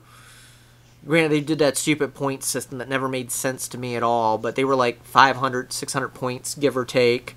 SNES games were 800 or 900 points, N64 sometimes double that amount. And to me, I think they were cool with doing the NES because it was, I think, what was it? The NES Mini was like 30 games built in or something like that? Yeah, 30 games. Right, it's built in. And you figure that most of the NES games on Wii and Wii U at the time were between $5 and $7. So you're looking at a device that has about anywhere from $150 to about $200 worth of games on it if you were to download them direct to the Wii U, which is a savings. Right. And that's great, and it's $60, and it's in a bundle, and you can't add to... Well, you can add to it through illegal means, but the point is that essentially you're getting a bundle package in a standalone unit where... And, I mean, to them, I think it was kind of like testing the water to see it, because maybe they weren't getting enough of that Virtual Console downloads, and they're like, well, maybe if we offered it as a bundle, maybe we'd make some of that money back. And you got to figure, like, licenses to games don't stick around forever. I mean, that's why on the NES Mini, we didn't see TMNT on there at all, which shocked me, because... To me, it's like, hell, I want that shitty Teenage Mutant Ninja Turtles game. I want the really good sequel, the arcade version, too. But... and that's why you don't see some games on the Xbox Live streaming digital downloads anymore, too. There's been games that I've downloaded for my Xbox 360 I don't have anymore. I paid $10 for these games. Right. That I want to play. They're not there anymore because the license is now gone. And Xbox Live said, you know what? We don't have the license anymore. Therefore, you don't own the... Even though you paid us $10 for this game, you can't play it anymore. You can't play it. Sorry. You can't play it. And that's kind of the reason why a lot of people have said, don't go digital, because if the license goes away... So does your game. You lost that money. But in regards to the NES Mini and the SNES Mini, because I'm including that as well, because a lot of people said it's why would you pay $60 or $70 for this little mini console? One, it's not like with the Sega Mini that's coming out, that's being put out by a third party, and it's just going to be a glorified emulator with ROMs inserted. This is quality controlled. Yeah, and typically the ROMs you get on something that's emulated or third party, or heaven forbid a pirate console, there's no guarantee that those ROMs are going to be 100% accurate to the original. I've noticed that with like some ROMs and things of that nature with third party consoles. I'm getting with that, but let's take the NES, not NES, the Sega consoles that are put out, like the 51, but the classic Sega stuff that's put out by like At Games. When you see reviews or on YouTube and so forth and so on, the sound quality is not there. It's the game, but the sound quality is a little bit off. The emulation's a little bit off. I have a friend online. I'm trying to think of his name. I don't think it's the 8-bit guy. He's an American guy. It might be the 8-bit guy. But he actually took apart some of those at-game machines. And yeah, I think it was that. I think it was the 8-bit guy. And he rewired it where it worked just fine. It was just shitty wiring and cheap soldering. Yeah, are we talking about the same guy that kind of has that Apple Air thing on his wall? Yes. Yeah, okay. It's the same guy. Then you're right. He was like the one that kind of showed all that the sound quality is not there, and plus other YouTubers have backed him, in essence, backed him up and said the sound quality is not there, the emulation is not good. But with the NES stuff, you're getting the perfection. Everything's there. Yeah, everything's quality. Right out of the box. Right. And a lot of people have said, well, there's the Raspberry Pis, there's all-in-one units, and this, that, and other thing. You could buy, for one thing, the Raspberry Pis and the ROMs that you can insert are for the people who know how to put the ROMs on there, and the people who are able to buy the Raspberry Pis. That's for them. Those are for the diehard retro gamers. Those are for the diehards, the people that are buying the NES Minis, the Sega Genesis retro things at Walmart, and the SNES Minis. These are the casual normies like me that just want something simple. Or want just to revisit their childhood. They don't want like a serious investment. They don't want to have to worry about downloading BIOS.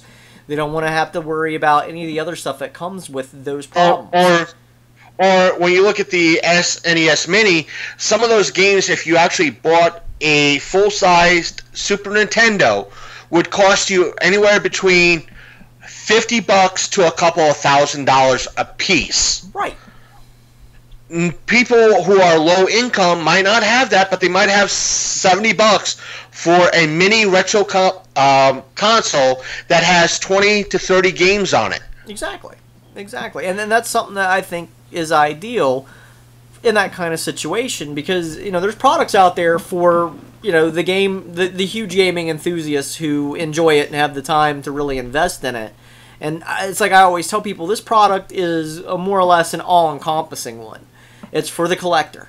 It's for your mom and pop who just want something basic to plug in their TV and relive the glory days. It's for the kids that they want to show that too, and they know they're getting quality control. They know it's not something that's going to crap out. It's not something they got to build themselves out of a kit. It's like I was talking with my cousin recently, because he's been trying to find a good way to emulate the old CD games, like the CDI, the Sega CD, you name it, anything that was CD based back in the day, like PlayStation 1, without having to invest in an original PlayStation or PlayStation 2 or anything of that nature, but something that covers all of the CD-based games that were there. Because even the TurboGrafx, if I'm not mistaken, had a CD add-on. Yeah, if that's what if that's what somebody wants to do, then yeah, grab a Raspberry Pi and do it that way. Put in the emulation and go that route. Be my guest. But again, something like the retro and the flashback consoles. Yeah, they're just grab and go. Especially grab and go. Therefore, someone who might have a little kid, if it breaks, God forbid, they're not out a shit ton of money. Right. And that's why I bring about my cousin, because he's like, I wish there was something that was grab and go. And I'm like, with that type of tech, it's not going to be grab and go for quite a while. Because a lot of that stuff, the BIOS is still locked up, or it's still dedicated to a certain company. You know what I mean? And with this device they have right now, it's like on crowdfunding right now. It's called the Seedi, and it's spelled SEEDI. It's kind of play on words like CDI, CD, but it does the CDI. It does a lot of the old CD-based games that were below. I think it does Xbox, but doesn't do GameCube. It does some PlayStation 2, PlayStation 1, one down. Anything that was CD-based. But you got to get your own BIOS. You got to program it yourself. But it reads discs, it reads DVDs, and everything of that nature just fine. But it's an investment. It's not something that you're going to get cheap. It's essentially its own computer and hardware built specifically for that. And he's like, yeah, it just kind of sucks. You got to get your own BIOS. And I'm like, right now the technology is so restrictive. And the reason why I bring this up is because of the success of the NES Mini. And because of this success of the SNES Mini, everybody's going like, oh, we're going to get an N64 Mini. And I'm like, no, you're not. Not anytime soon. People even projected, oh, we're going to get a GameCube Mini. And I'm like, you might as well be waiting for a Virtual Boy Mini at this point. It's not going to happen anytime soon. There's not. You have right now. I agree. I fully agree with you in regards to that.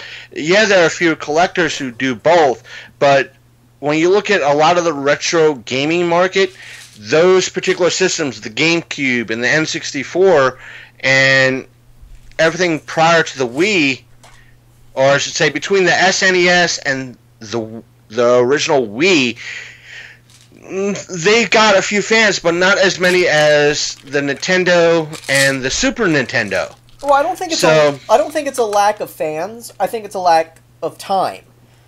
Because let's be honest. I mean, we yard sell. We both do that. We go to flea markets. We yard sell.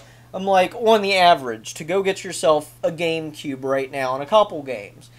I'm not saying like major, like super expensive one, but some of the basic games, you're not going to be out more than $100. Period. Period. It all depends on where you go and how you know how to shop.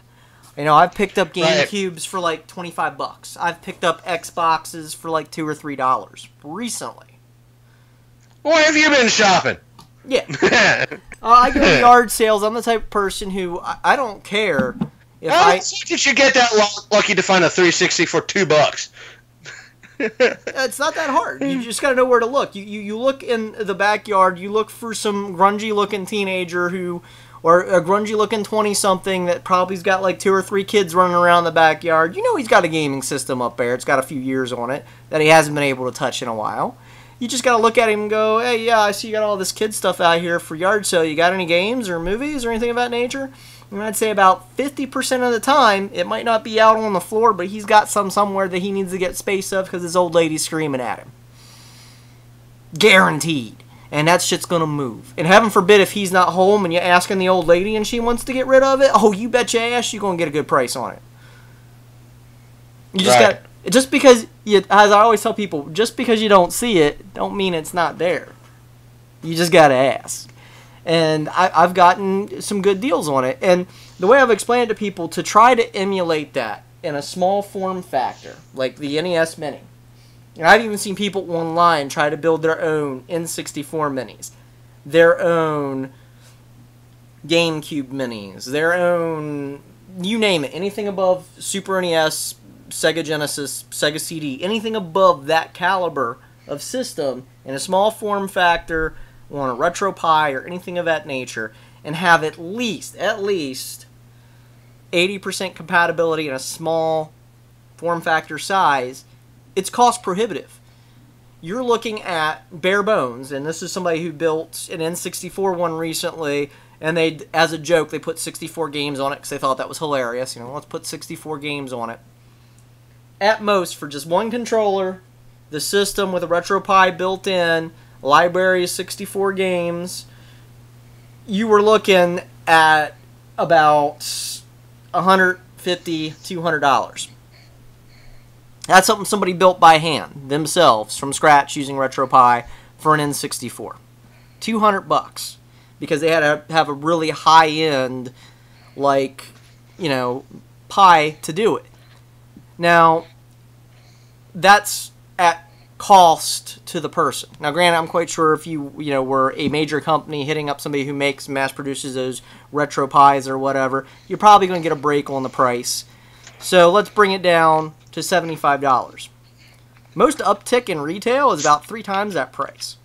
You're going to be looking at $300-$400 total to buy that brand new. And if you think you're going to get 4 controllers with it, you're out of your fucking skull, Yeah, and that's where I think a lot of people don't understand that, because I don't know if you remember looking at the N64 controller. It was a beast. Yeah. I don't think, them saying, well, $30 for that controller will do. You're looking at $45 a controller. I hate to say it. For them to emulate it and then have a different plug for it, yeah, $45 a controller. When the NES Mini came out and the SNES Mini, and both heard the same thing, like what you said in reference to the Pi, and I'm like, how much does a basic Raspberry Pi cost? Oh, $60, $60 to $100, basic. Well, then you got to find the emulator. Then you got to find the ROMs. Then you got to buy a controller.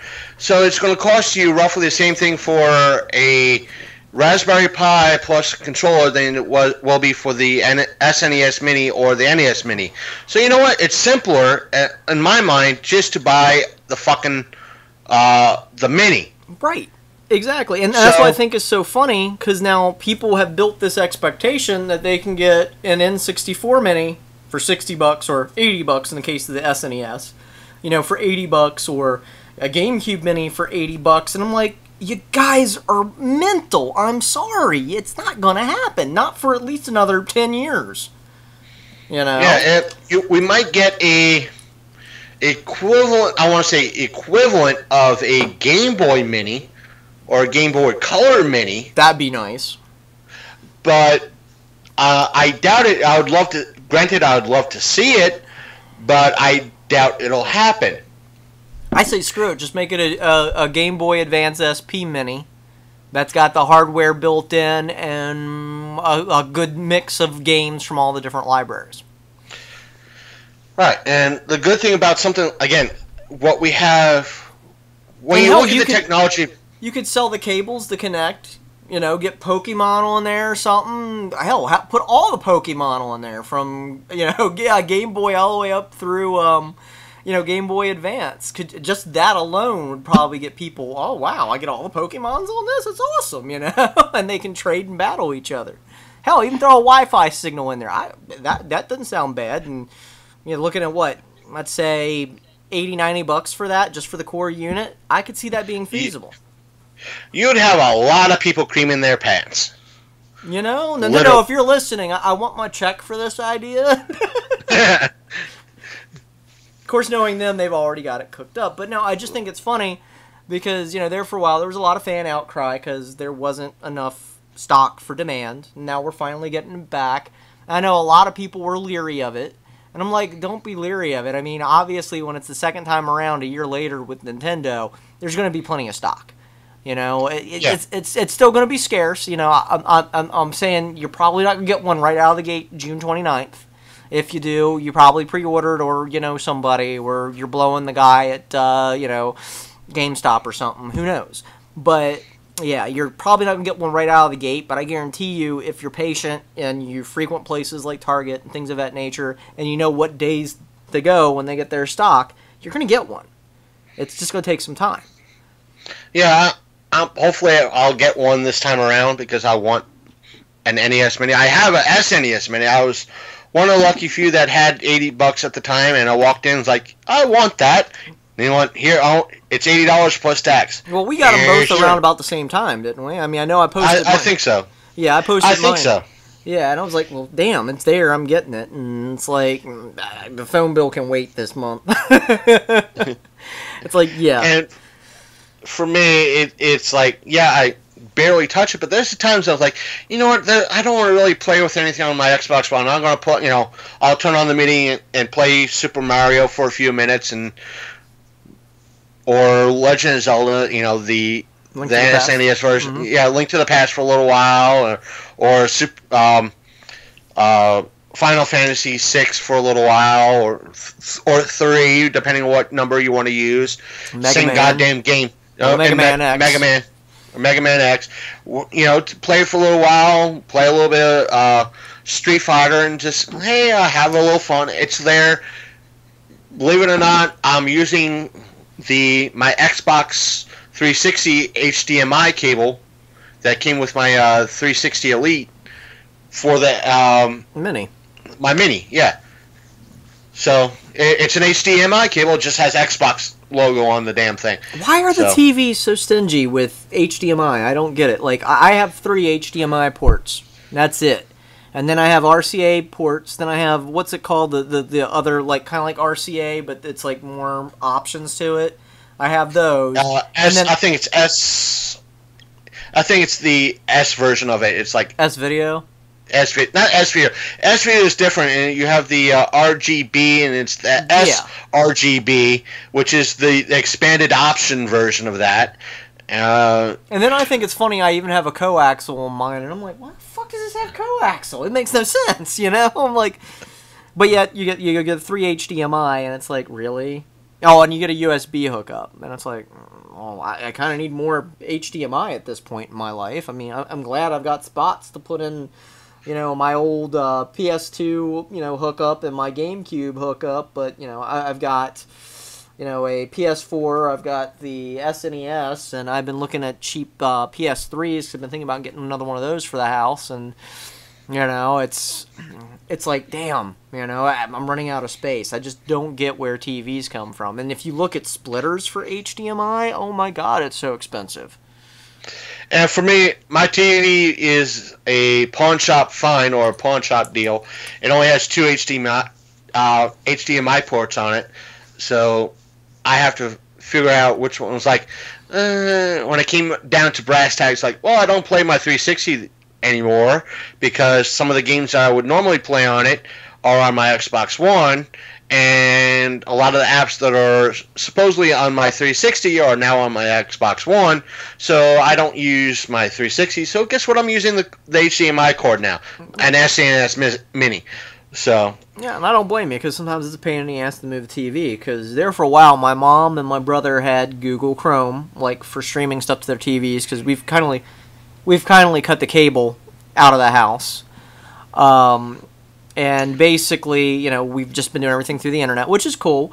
But I'm getting older in years, and I'm the most technologically savvy person in the house, and I got old trying to explain to these people, yeah, you gotta make sure you're logged into your computer first, or your cell phone, or your tablet, so you can stream to the Chrome.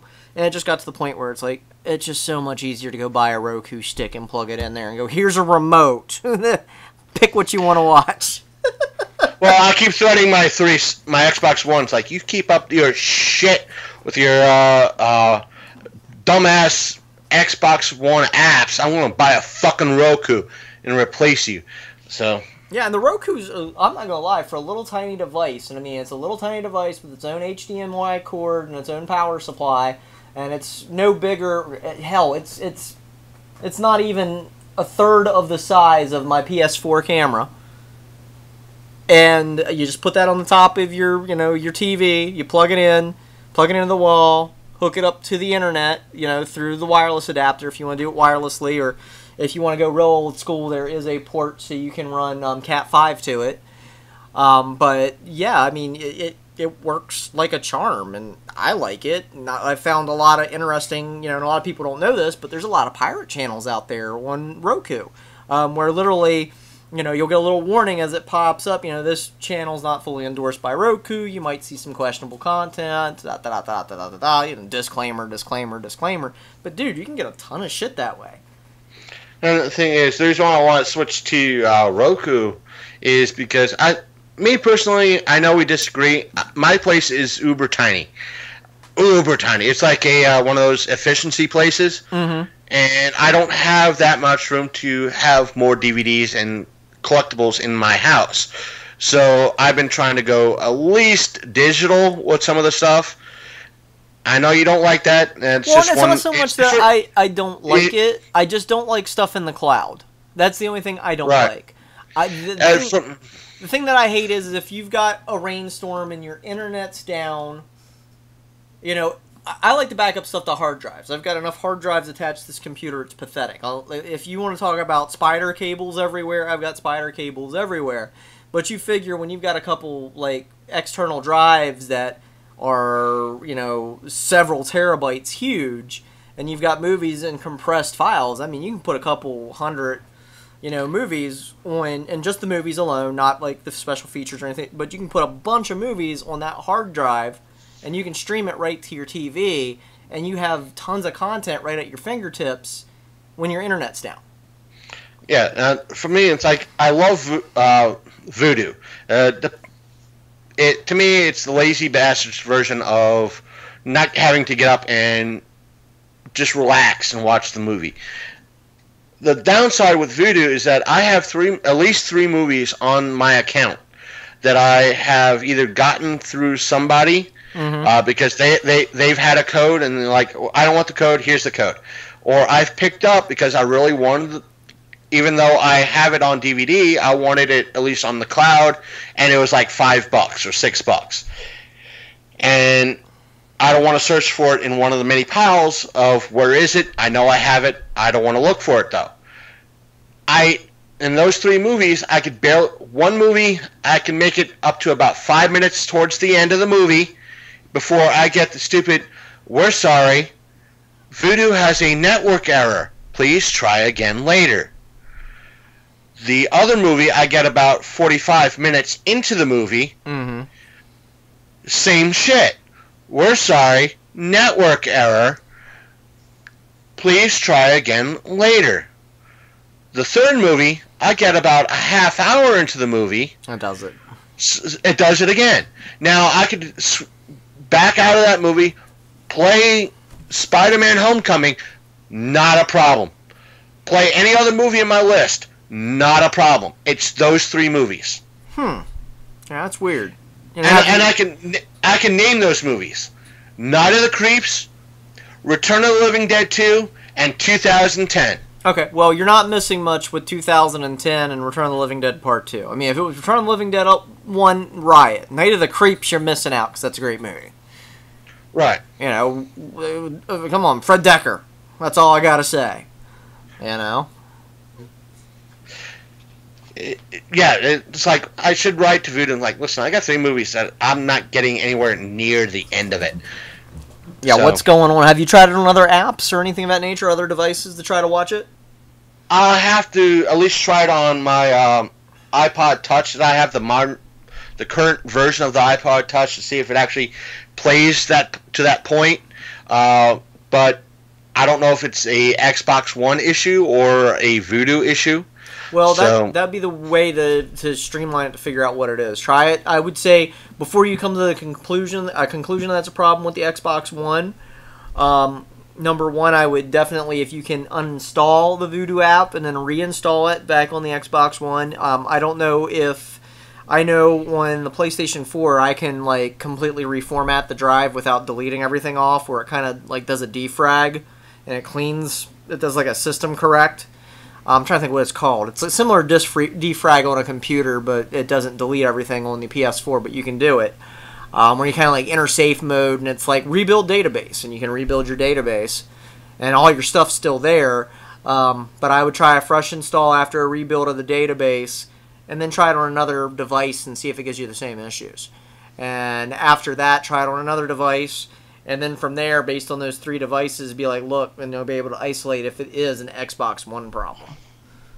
Right, then go to them and like I'll download the app I have it on my iPod Touch, and I'll download the app on my Android phone.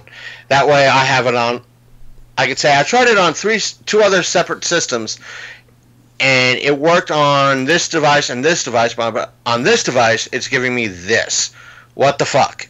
I found like with certain devices, like they're not real happy with like long form content like streaming, and I find that interesting. Like PlayStation Vita, for example, they removed a while back the YouTube app where you could watch like long form YouTube videos all day long. It didn't matter if it was like a 2-hour, 3-hour, 4-hour program on YouTube, it would keep trucking on the YouTube app itself. Well, of course, with Sony being the way that they are lately, just saying, now we're just using this for remote play purposes now only. They discontinued the app, which I think is stupid. It's like, you figure YouTube would continue to maintain the app so that people would have access, but whatever, fuck them. But you can still access it through the browser. And it's funny, because even though you could watch the same content on the app, now that you're stuck with the browser, if that thing runs more than 30 minutes, you ain't watching that whole video. It's going to be like, nope, done. That's the thing, like with Xbox One. They sold a lot of systems saying, hey, you could watch TV on this. You could plug in your TV with certain apps and all that. You could watch TV and have the guide on your console. But one of the things that they did was, if you have Xfinity as your cable and TV provider, Xbox Live canned that app. You cannot watch Xfinity cable on through your Xbox One. They canned the app. Half the apps that you can normally find either online or through other means are no longer on Xbox One. Yeah, see, that's just dumb. And to me, it's like, if you still have a fan base, and this is what trips me out with Sony, because there's still a huge fan base for the Vita, like in Japan. There's still a fan base here stateside. It's just nobody can find them now because you can't buy them in stores. And this is what I thought was interesting, because there for a while you could pick up Vita TVs like they were going out of style. You could get them for like $10, $15, $20, depending on where you went, with a remote and 2 free games. And now, of course, they call it a PlayStation TV over here.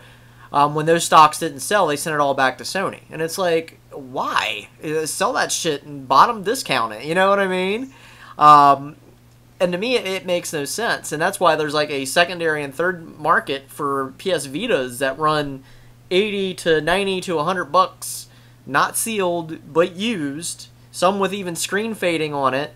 Some that are beat up to hell if they're just the PlayStation TV. I'm like, that's fucking ridiculous. They have the units. They're sitting in a warehouse at Sony somewhere, And it's like, why did they cripple themselves on it? Because essentially, I'm going to be honest with you, when it was first touted with the remote play, I mean, dude, using a PlayStation Vita for a controller on the PS4 is my preferred way to play, for example, Fallout 4. Because there's features on Fallout 4 that aren't advertised in the manual or on the website that you can access only through the Vita. Literally, that Vita becomes a Pip-Boy in your hands. And a lot of people don't realize that. Yeah, there's one thing. I was going to bring up a point in reference to another particular app, but there used to be, you could find the app, but I think Fandango bought them out, and that was Flickster. It was like Voodoo. It was like UV Redeem. There's still an app, but when you go through a browser, it's not there anymore. Right. It tells you, Fandango. If you want to continue, you have to go through Fandango. So I don't know if it's still a valid app, but I know I had a lot of digital movies through Flickster and Paramount. And they all went through the way of the dodo. You can't find those apps anymore, or if there is an app, they don't maintain it, or it's not at least on the Xbox One anymore. I guess what happened is nobody's constantly going to these individual apps. They want one main hub for it. So you have the UV Redeem, I think, is the major catch-all. And I think Voodoo attached itself to UV Redeem. That way, if you buy something off of UV Redeem, you can easily watch it on Voodoo with no problems. So it acts like a secondary. Hey, if you bought something here, we're partnered with, Voodoo is saying, hey, we're partnered with this company. If they don't have an app on the console, we have an app and we'll, stream it for you.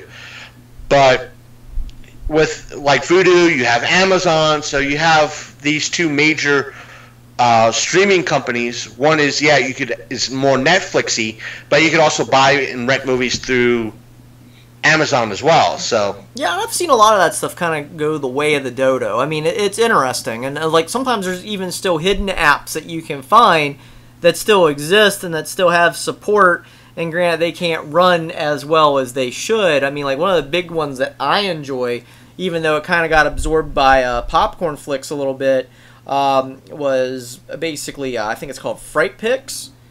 And, I mean, the support on it's not the same as you'll get on Popcorn Flicks, and even though you can find the same films and stuff on Popcorn Flicks, but there's a bigger library, like, Fright Flicks is all the horror shit. Like, it's just automatically right there. If it's got any sort of horror theme in it, doesn't matter if it's sci-fi, hybrid, or an action hybrid. If it's got something scary in it, it's on Fright Picks, and that's a free app. I mean, granted, you gotta put up weird commercials and shit, but it's not as advertised now as Popcorn Flicks is. And I just think it's interesting how they hide stuff like that, but it still exists because a more prevalent app took it over. And it's just weird. It's kind of like, and this is something I found that was interesting, kind of segue back into gaming a little bit with PlayStation. I love Mega Man. We kind of addressed that. As I was joking with somebody, I was joking with my buddy Josh the other night while we were on the Storytellers podcast, because we were talking about conveyance. And, like, conveyance in gaming, you know, like, early games, like, the Mega Man games were great at giving you conveyance and things of that nature. Again, getting off topic. But I love the original Mega Man games, and one of the things I love about, like, PlayStation Vita and PS3 is that you can download old PS1 titles on it.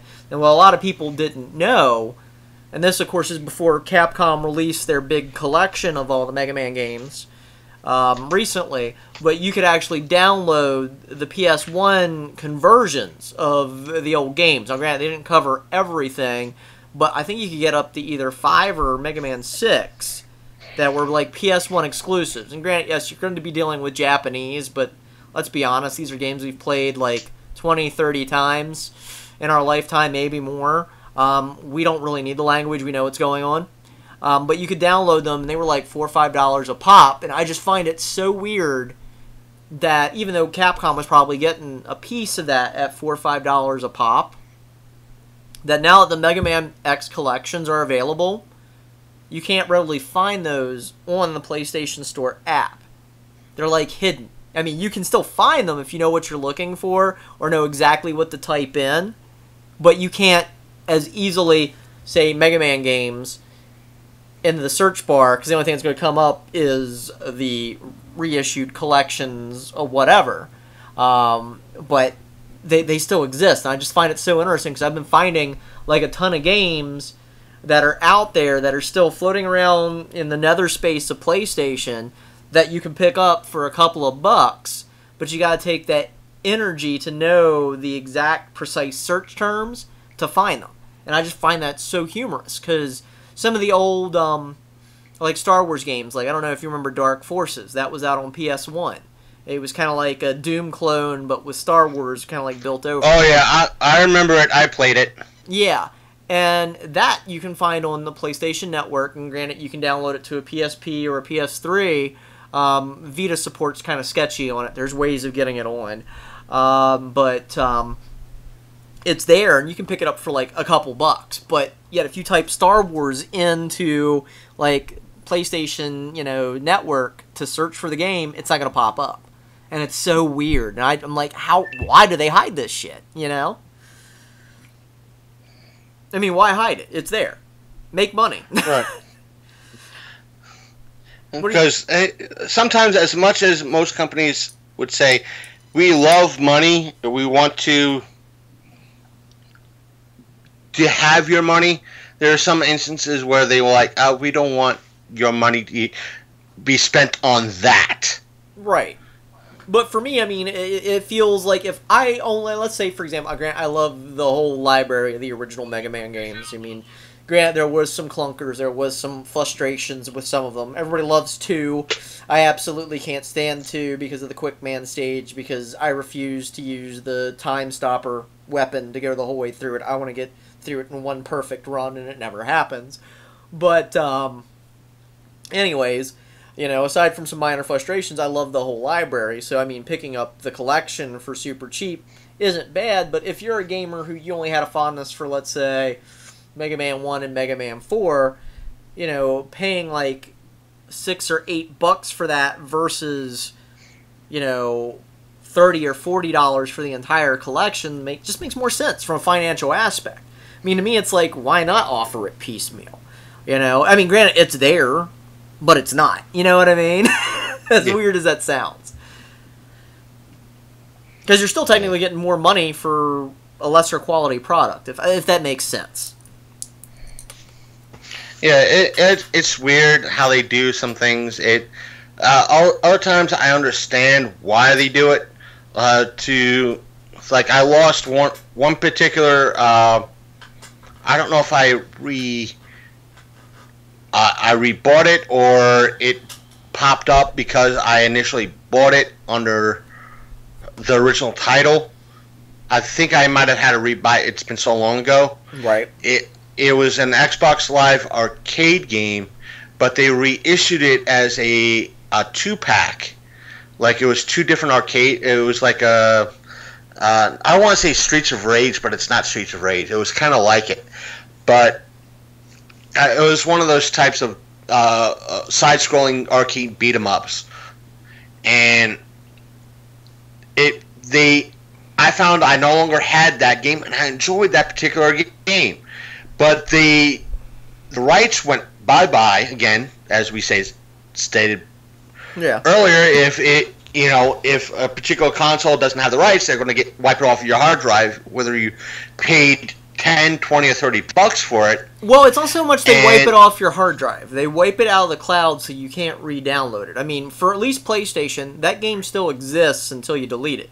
Like, right now, for example, on my PlayStation 4, and hopefully none of my neighbors hear this, I still have PT on my PS4.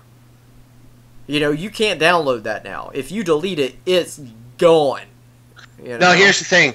I initially picked up, back a few good many years ago, Scott Pilgrim versus the World. It was a kind of like an RPG thing for the Xbox. Great game. 360 game. I went to go in and finally complete the game, but because Xbox Live no longer had the rights to it, they deleted it off my hard drive. That's what I'm talking about. If I connect, because it was connected to the internet, they lost the rights. Therefore, we're pulling it off your hard drive. You don't have the rights to it anymore. But if it wasn't connected to the internet, I would still be able to play it.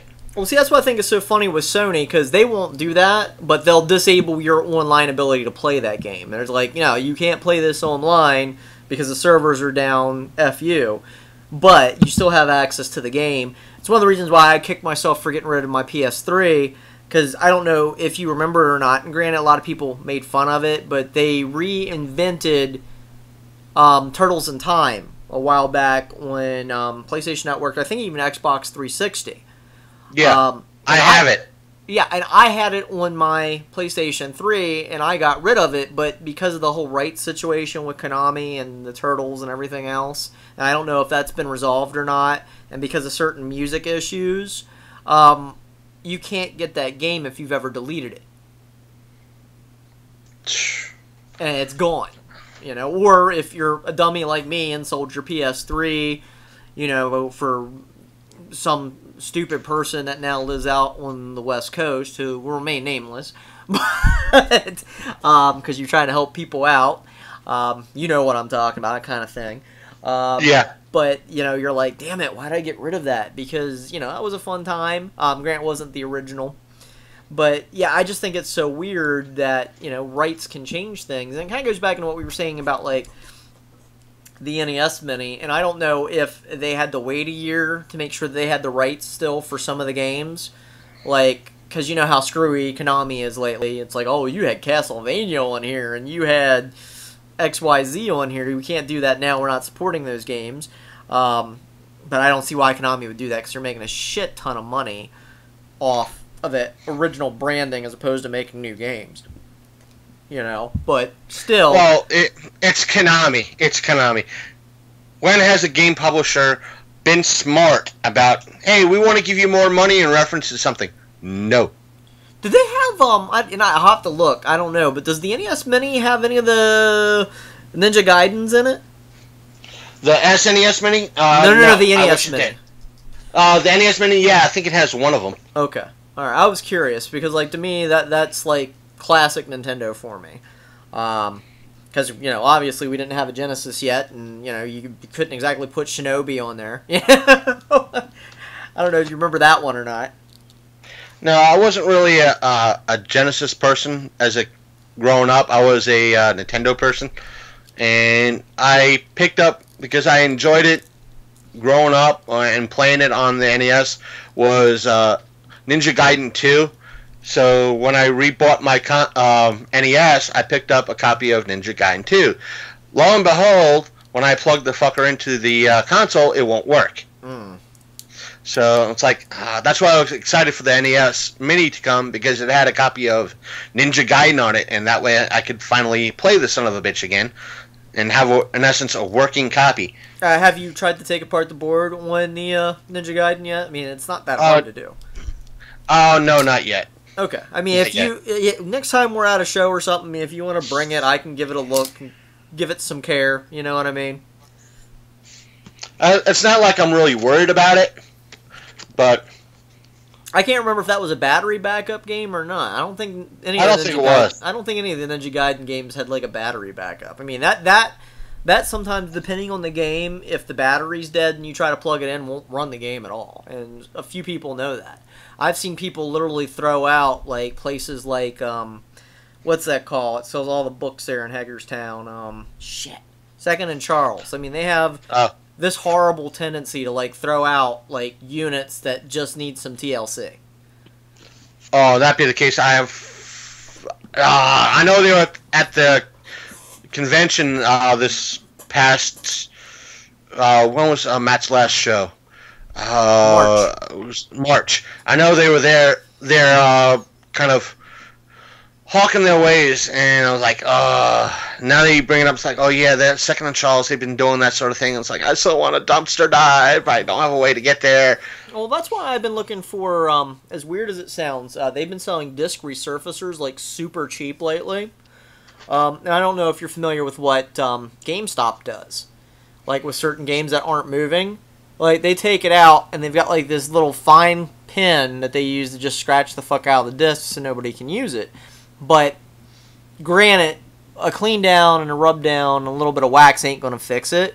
But with a real disc resurfacer, you could recover about 75 to 80% of those games that they scratch up. Like, literally, these are people who throw out brand new games, new from the box, and just toss them into the dumpster for whatever reason. And I've found a few like that where it's like, I'm holding on to these until I get a disc resurfacer. I've found, like, yard sale finds of, like, super rare games because some kid had a hold of it and didn't know how to handle a disc properly. And as terrible as it makes me sound, I've taught my kids from the get-go, this is how you pick up a DVD. This is how you open a comic book. The thing is, sadly, is that when I do go to a few yard sales that are in my area, or feel energetic and go to, everybody seems like, oh, this group, this person's selling a few games, and no, it's like, oh, I see you got a couple of games in the game. What do you ask from the games? And it's like a classic 360 game that I want to add to my collection or something like that. Oh, I want $25.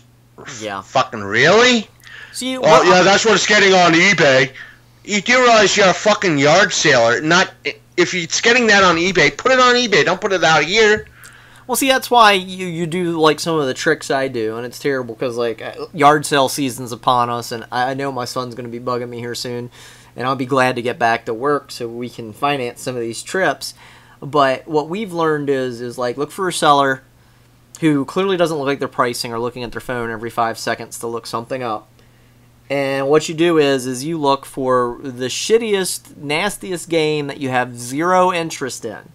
It could be a Madden copy for all I care. You know, I don't know how popular the sports ball games are, but I'll grab something like that. You know, that I see a plethora of, especially in this area. You get a lot of racing games and a lot of sports games, and you grab that. And you just do a quick and go, hey man, just curious question. Kid's wondering how much are the games like a piece, roughly. And you make sure you're showing him this shitty game. And the moment he says something like, $5, whatever, that's when you put the game down, you grab that Mega Man, that Legend of Zelda. Here's $10, man. Have a good day. As I said before, I was literally biting my knuckles when I walked away. I had to buy the set. Is that I went to Double Tollgate Flea Market. This was good many, many years ago. And this is before they, again, according to Big Candy, they went full tilt, in essence, retailer type of flea market, or retailer vendor type of flea market. This dude had a full set of 6. The only second edition that he had was for the number 1 copy, but he had issues 1 through 6 of the original Marvel Star Wars. Oh, God. And I had to pick up an issue of Wizard. That's when Wizard was still being published, to double check when I got home over several internet sources in reference to what the reprint covers looked like and if it said reprint. What I bit my knuckles over was that I knew the number 1. I wanted the number 1 because I knew the variant that he had was the $700 version, or at least that's what I thought. Yeah, I think it's like what is it, like a 10-cent sticker on it or something like that? I can't remember. It's got like a label. It's like 10 cents. And I have right now with me is the $75 version. And I wanted the $750 version. But I found out that the one that he was selling was the one that came after, and it was like only $7.50. Right. But here's the kicker. The issues 2 through 6 that he had weren't the second reprints. They were the original runs, valued at $55 a piece. Oof. But see, I've got a little segue for you. But here's the thing. Yeah. I couldn't get he was selling. He said, I can't part with just the number 1. I'm selling all 6 issues as a set. I went, son of a bitch, to myself, not out loud. Son of a bitch. And I asked him, I was like, well, how much are you selling for the whole set? He said, $30. I had $30 on me, and I paid for the set. Found out 2 through 6 were not the reprints. They were the $55 versions of each one. Yep. So in essence, I made out on that deal. I was bummed about the number 1, but I was happy in reference to the other 5 copies. Yeah, and sometimes, sometimes you'll get a good deal. When I walked away and I was realizing that I could have made out on, I was biting my fucking knuckles that blood was coming out because this fucker didn't know what he had. And I bought all 5 for $5 a piece. Here's the thing. All 6 for $5 a piece. And I've told you before, I grew up an army brat, so we were constantly moving. I mean, by the time I was done with elementary school, mind you, not middle school, not high school, elementary school, I was already in and out of either 13 civvy public schools, well, combination of 13 civvy public school and Department of Defense public schools. So we moved a lot growing up. It was like when the military or the Army discharge happened after Desert Storm, because my dad was one of those personnel where they're like, you're too essential to send to war. But damn if he was essential enough to keep after the war was over, if you catch what I'm saying. Right. But anyways, I was grateful because it kind of ended like the fact that we'd be moving every 6 or 7 months, which as a kid sucks, as you could possibly imagine. But anyways, I was always an avid comic book collector, and I know I've talked to you about this before, like, the PXs were the greatest place for books, because number one, they were cheap. They had a great reading program, for, like, the troops. I mean, like, it didn't matter what the book was. I mean, you go to, like, a mall bookstore, or, like, Books A Million, or any of those huge book chains, they had nothing on the PX book selection. And if they didn't have it, they had ways of getting it for you, depending on where you were located, anywhere from 3 days to about a week later. They had ways. And every magazine under the sun that you could possibly imagine. Well, as a kid, I loved comic books, and, I think we all did to that degree, and it was easy to get, your kids, you're shopping with the kid, and he's just being a pain in the ass, or she's being a pain in the ass. You can give her $1 and say, go to the bookstore, have fun. Granted, we were on army bases at the time, so that's a little bit more safer than I would say out on a civvy store. But you could give a kid a couple of bucks, and they could come home with a bag of comics. And I was all the time getting comics, collecting and trading with friends. And we're talking about, little age. I had the first print runs of the original Star Wars, like the Star Wars from Marvel, the number one you were talking about. I even got the jumbo-sized issues back in the day, and I kept that stuff, and I took very good care of it. And it's funny, because my mom always told me the story about her one favorite collectible growing up, and she loved Dark Shadows, because she came from that generation where Dark Shadows came from. Well, there was apparently a Barnabas Collins, signed, mind you, by the guy who played Barnabas Collins at the time, signed poster that had glow-in-the-dark eyes, and she loved it so much she put it up in her bedroom, so when you walked into the door, it was the first thing that you saw. Well, my grandma, her mom, obviously, was always a total piece of work, a total you-know-what. I guess she went into my mom's room one day, and it was dark, and my mom wasn't there, and I guess my mom maybe had left maybe an hour or half hour prior, so the lights were on, and that poster got a good decent charge in the eyes. Well, apparently Grandma opens the door, sees vampiric Barnabas Collins staring at her with glowing eyes, pisses herself, and rips up the poster. Okay? So wait, this is where the twist comes in. So again, early 80s. I'm just like 5, 6, 7 years old. I was very meticulous with my things back then because I grew up constantly where my mom was like, don't lose your pieces and you take care of that because you need to take care of it and whatever. I had a massive collection of pretty much all of the first run Star Wars comics from beginning to end. Granted, I'm younger. In order to, have all these, I did get a few from a couple yard sales. But that's how I got a hold of the first couple issues because it's like, fuck, I've already got the majority of the run. I might as well get the rest. You know what I mean? And for me, it was cool to be collecting and trading with the older kids. And I got a full set. And here I am about 7, 8 years old because it would have been right after my brother was born. We decided to move from Oklahoma. And my mom's like, you can't take all these comic books with you. And I'm like, are you kidding me? Can I take at least a couple, And she's like, no, you're going to have to get rid of them. And she's like, your dad would have you throw them out. She's like, I'm not going to do that because it's kind of a dick move, but we can't have all the weight. And I gave my, elementary school friend back in the day, Corey, all of my comics. I'm like, dude, these are cool comics. Don't fuck them up. I'm giving them to you because you're my buddy. We got tree houses and hang out and stuff. Please don't let anything bad happen to him. So I had to give up my whole comic book collection, early 80s stuff that now I see and I drool over and have fond memories of, but I can't touch it for a price tag. And I always held it against my mom. Like every time I'd see a Star Wars comic somewhere, I would show her, yeah, that's what you made me give up. That is how much it's worth now. Yeah. But it was funny because we went to a Comic-Con one day, and somebody had a very... I wouldn't say it may have been the exact same one, but it was signed by the actor who did Barnabas Collins. Glowing dark eyes, the whole 9 yards, framed, beautiful as all get out, and a price tag was, like right around $700-800, and at a convention no less.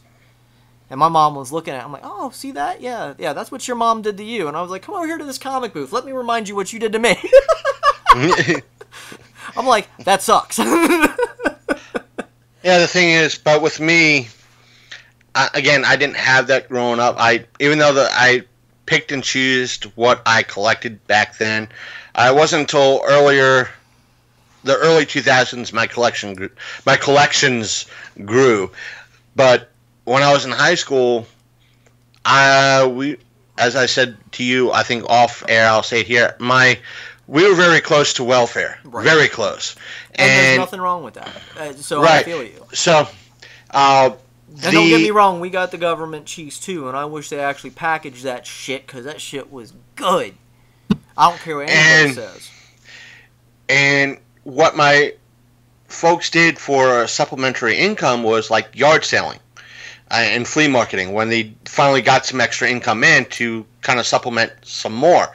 So instead of getting a weekly allowance, when I helped out, I got maybe a small percentage of what was profit. So what I do is like, well, I can't really afford the comics I want or anything beyond that. I became a reader because I figured, all right, I could go to a yard sale when my parents are stocking up and buy a book for 25, 50 cents. And if I have $5 on me, that's quite a few books. And my father was like, again, a little bit controlling. So he was like, why are you buying all these books? And me to kind of shut him up a little bit, at least for another week or so. Well, it's either these books, Dad, or fucking drugs. Take your pick. Yeah. And that's the thing. I mean, I feel for you there. I mean, granted, I know a lot of people that know me give me grief because I drink. I'm not gonna lie.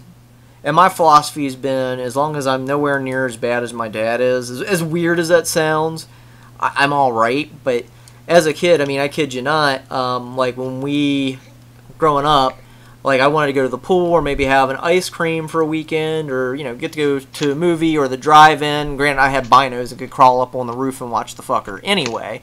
But my mom had a tendency to hide money places. And I think that's why I still have respect for her and I love her to death because she did a lot for us kids and she sacrificed a lot.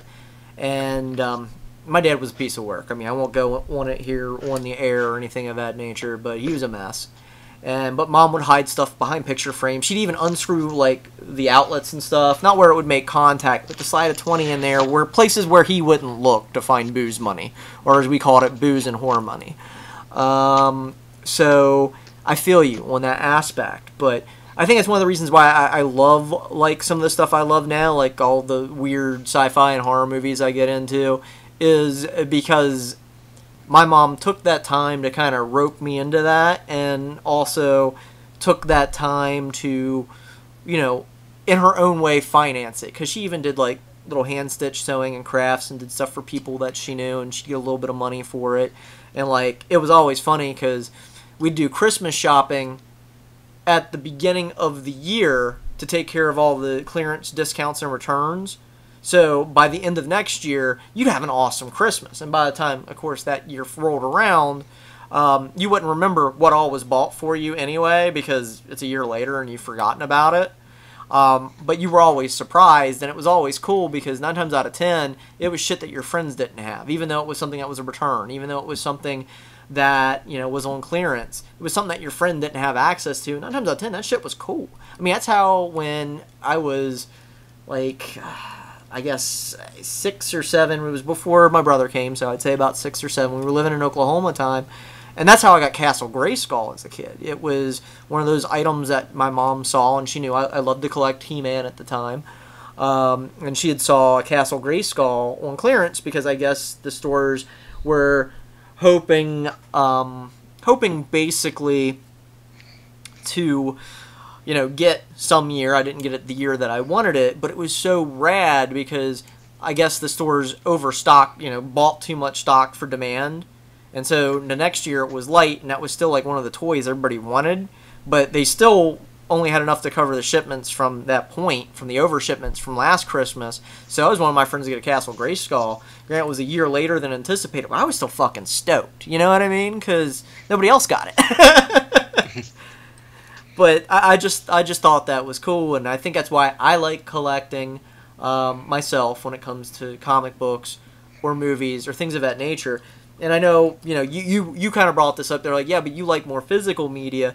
And I do, except for when it comes to movies.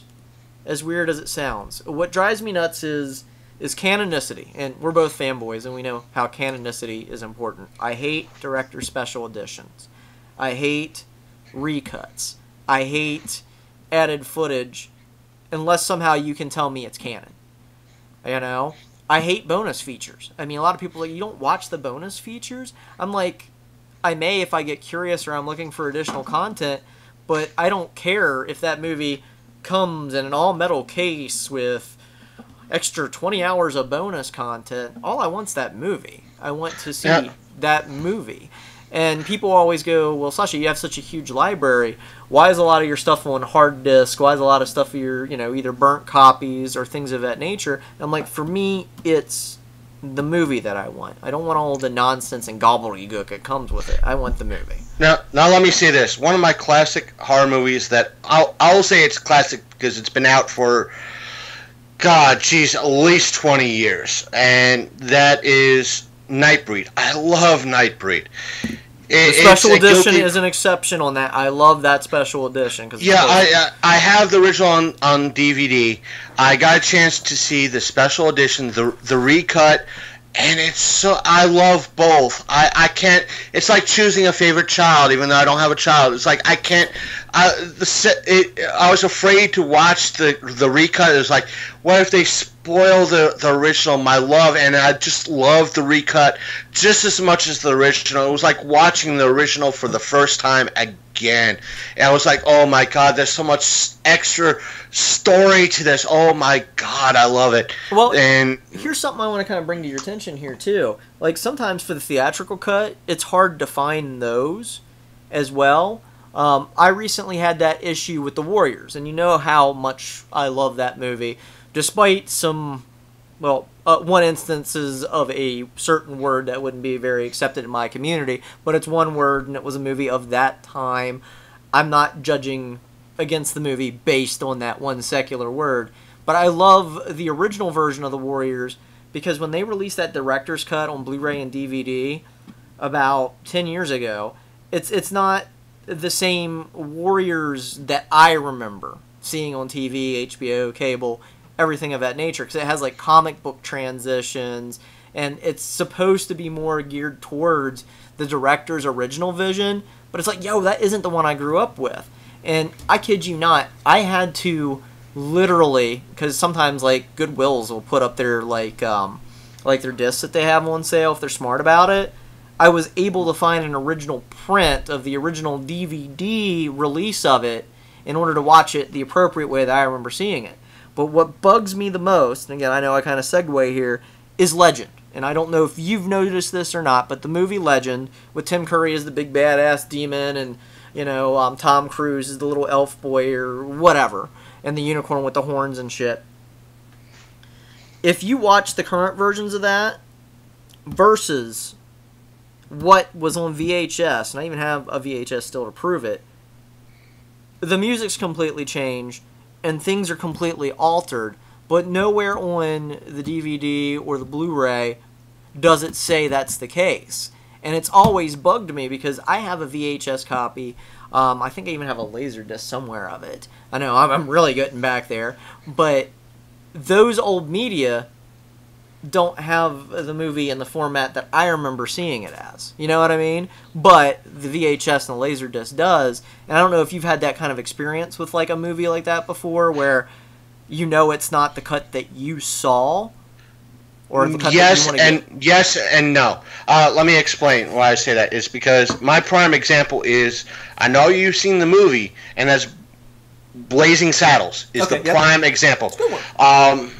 And the other example is Born in East LA. Both are funny movies in their own right and classics in their own right. Yep. Now, in Blazing Saddles, there is a I've seen on TV, the TV versions, a longer Mongo versus the sheriff scene. There's a full montage. In the DVD version I've gotten and I've seen online, it's just Candygram from Mongo, and boom, he's captured.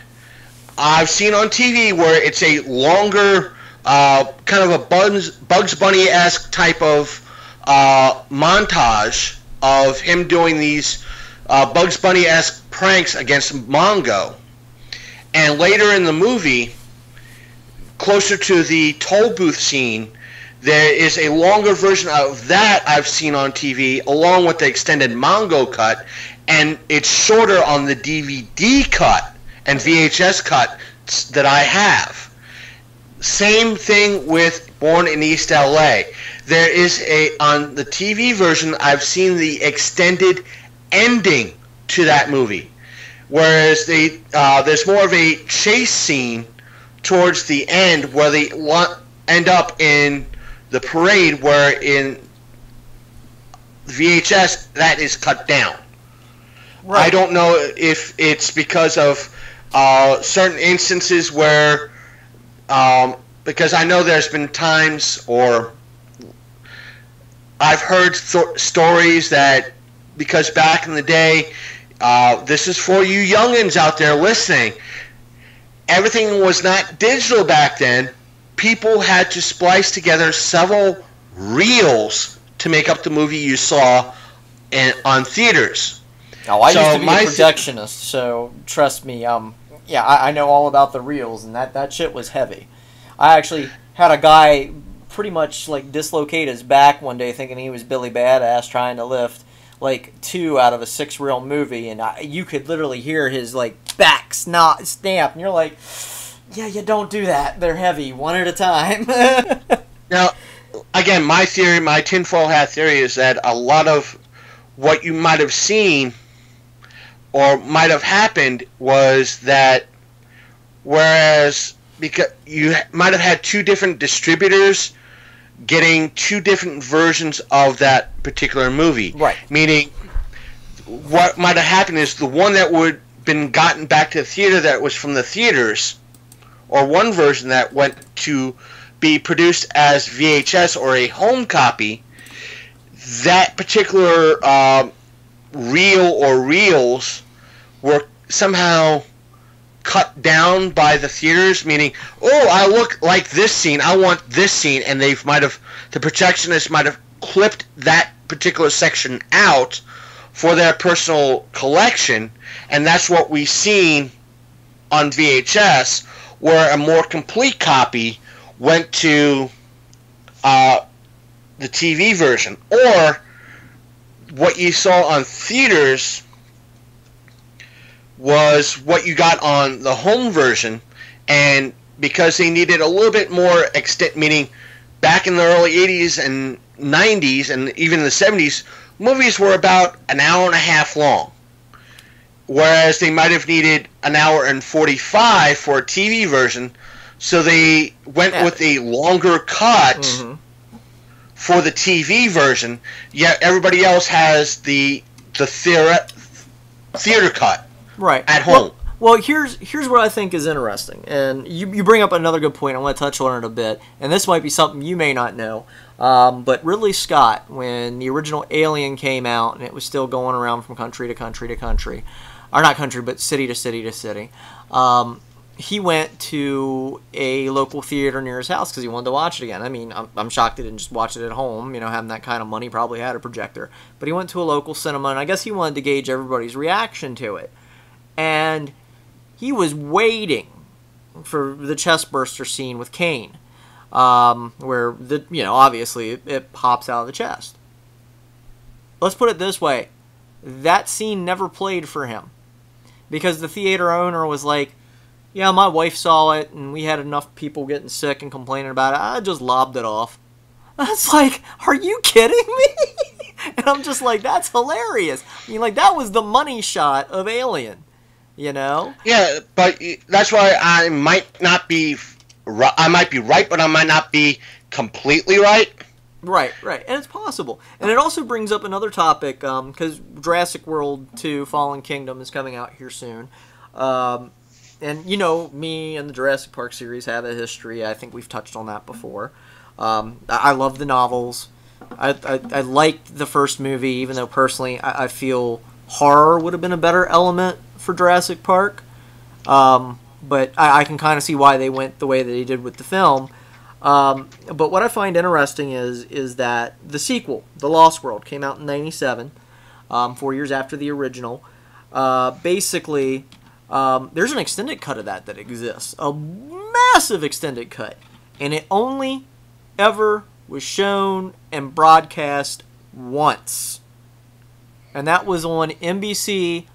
For the theatrical, for the run, for the first time run anywhere on NBC, but yet a lot of people forget that cut even exists, and it shocks me because it's '97.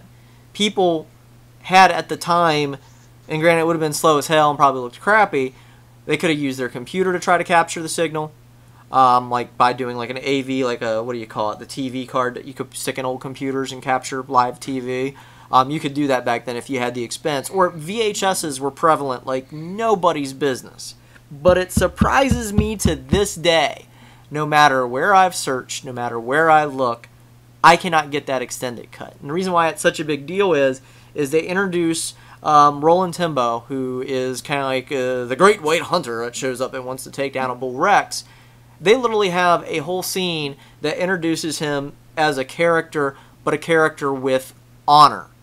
And it's a bar scene where this guy is sexually harassing a woman, and Roland looks at Ajay, you know, his Indian companion, not Indian like that, but, you know, Indian, and is like, you know, hey, give me a second here. And he goes up to the guy, giving a hard time to the lady, and he starts getting in a shoving match with Roland Timbo, saying, oh, well, I can kick your ass. He's like, I could probably kick your ass with one hand tied behind my back. And he yells for Ajay to come over. He's like, yeah, Ajay, tie my hand behind my back. He's like, I meant me, dummy. And he's like, no, I will fight you with one hand behind my back. And the guy who played Roland Timbo, I mean, it was a brilliant scene, lays the fucker out with one hit. And Ajay's like, why'd you do that? For the sport of it. And I'm like, to me, as a character later on seeing him in the movie, it kind of shows a human side because he's defending this woman, but also shows that he likes to be challenged. And that not being in the original theatrical cut just blew my mind. Same way with the baby T-Rex scene where the baby T-Rex breaks its leg. There's a whole scene missing as to how it broke its leg. The Raiders were going, well, granted, they showed a little bit of this. The Raiders were using the damaged T-Rex baby to try to draw the Rexes in, but they never explained how the legs broke. And the one guy who's now in charge of engine is the one who purposely broke its leg. And even Roland Timbo was like, man, that's fucked up. He's like, even I wouldn't do that. You know what I mean? He's like, that's not a hunt, you know? And it brings up that honeypot thing that you bring up. And to me, I'm like, these were poignant scenes because they humanized some characters I felt needed humanization a little bit. And I don't know. It's got to exist somewhere. It's one of those perils that I've been looking for, and I just can't find it. Right. And good chance you'll never will. And that shocks me. Because both you and I can admit there's a lot of hype for Jurassic Park now. Because it's, 24 years old? Like, the movie. Not the book. Because if it's the book, you add, 4 years to it. It's, 24 years old. Almost 28. Or, no, 25. 28 if you count the books. 29 if you count the books. But the thing that cracks me up is that all this money that Universal's been making off the Jurassic Park franchise, I'm shocked that there has not been a Blu-ray special edition extended cut of that movie. It aired once. I mean, so they let it air. I just don't see why they don't do it. It could be a combination of, one, we don't know where it is. Two, we want to release it, but we ran a few tests in regards to how it would perform. We didn't get that kind of good reaction, so therefore we're not going to really put it out. Yeah, see, I've been digging through sites like ioffer.com. I don't know if you've ever been there to look for rare or hard-to-find movies, especially movies that you know are out of print or where the copyright's lapsed and you're not going to find anywhere else. I mean, you can usually find everything at ioffer. And this, nothing. I've even talked with Clayton Foriarty. He runs a Jurassic Park fan site. He also does a lot of broadcasts with Jurassic Park. He has even collaborated with the makers of the new movies and stuff as well, which I think is bloody awesome. You know, granted, I've got a little bit of spite left in me, so I wasn't about to be involved with helping them with any goddamn thing. But I just think it's amazing. But even he's like, yeah, I remember that, but he's like, despite all my resources, I can't find it. And I've all the time been bugging him. I'm like, hey, you got better connections with Universal than I do nowadays. I want you to ask, you know? Yeah, that's the thing. Another story I like to tell people is that back, again, when was this? Oh, shit. Late 90s? It had to be the late 90s because I just moved to the Winchester area. And one of the videos I wanted to pick up, because at that point I had a job, therefore I had money. And I wanted a copy, at least a VHS copy, because DVD wasn't really out yet. Mm-hmm. If it was out, it wasn't widely popular yet. I wanted a VHS copy of the original Transformers, the movie. Mm-hmm. And one of the places I went to was, I don't know if they're still in existence, they might still be in some locations, Suncoast. Mm-hmm. And they blatantly told me, oh, you'll never find that movie. It's out of I figured it was out of print because I've seen it once and no longer saw it again. Mm-hmm. Oh, it's out of print. You'll never find that fucking thing. And they didn't really use fucking, you'll never find it. It's out of print. You'll never get it. We'll never get it in. Meaning, read between the lines, the asshole behind the desk didn't want to look on his computer to see if it was actually being sold. So I went home. I had the internet. Granted, it wasn't broadband, but I had the internet. I did a brief little search online. Transformers the movie, VHS. Sure enough, a lovely little distributor out of Canada had a copy that they were willing to sell me for $20. Guess what I bought for $20? Yep. I don't blame you. Yeah. They were happy to take my money. I was happy to give it to them. And about, I think, maybe a couple of days later, I had Transformers the movie in a clamshell case sitting on my shelf. Happy. Yeah, see, I would have went back to that video store and been like, see, I wanted to do that with a copy of Water Babies, because they told me that that movie didn't exist either on VHS copy. And what was fucking Walmart flooded with about 2 weeks later? Water Babies. Yep. You motherfucker. That's now, you asshole. Dick. Well, hey, with it getting a little late, I'm going to try to call this quits here in a bit. Was there anything you wanted to plug or promote while I got you on?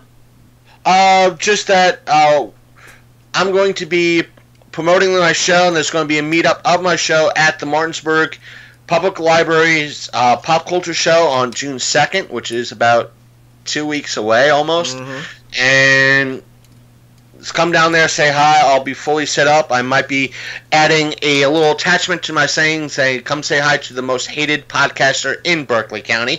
So, yeah, it might work. Reverse psychology. You never know. Right.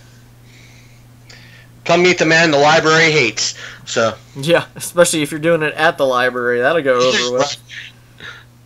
Come meet the man that the library board of directors hate. Right, right.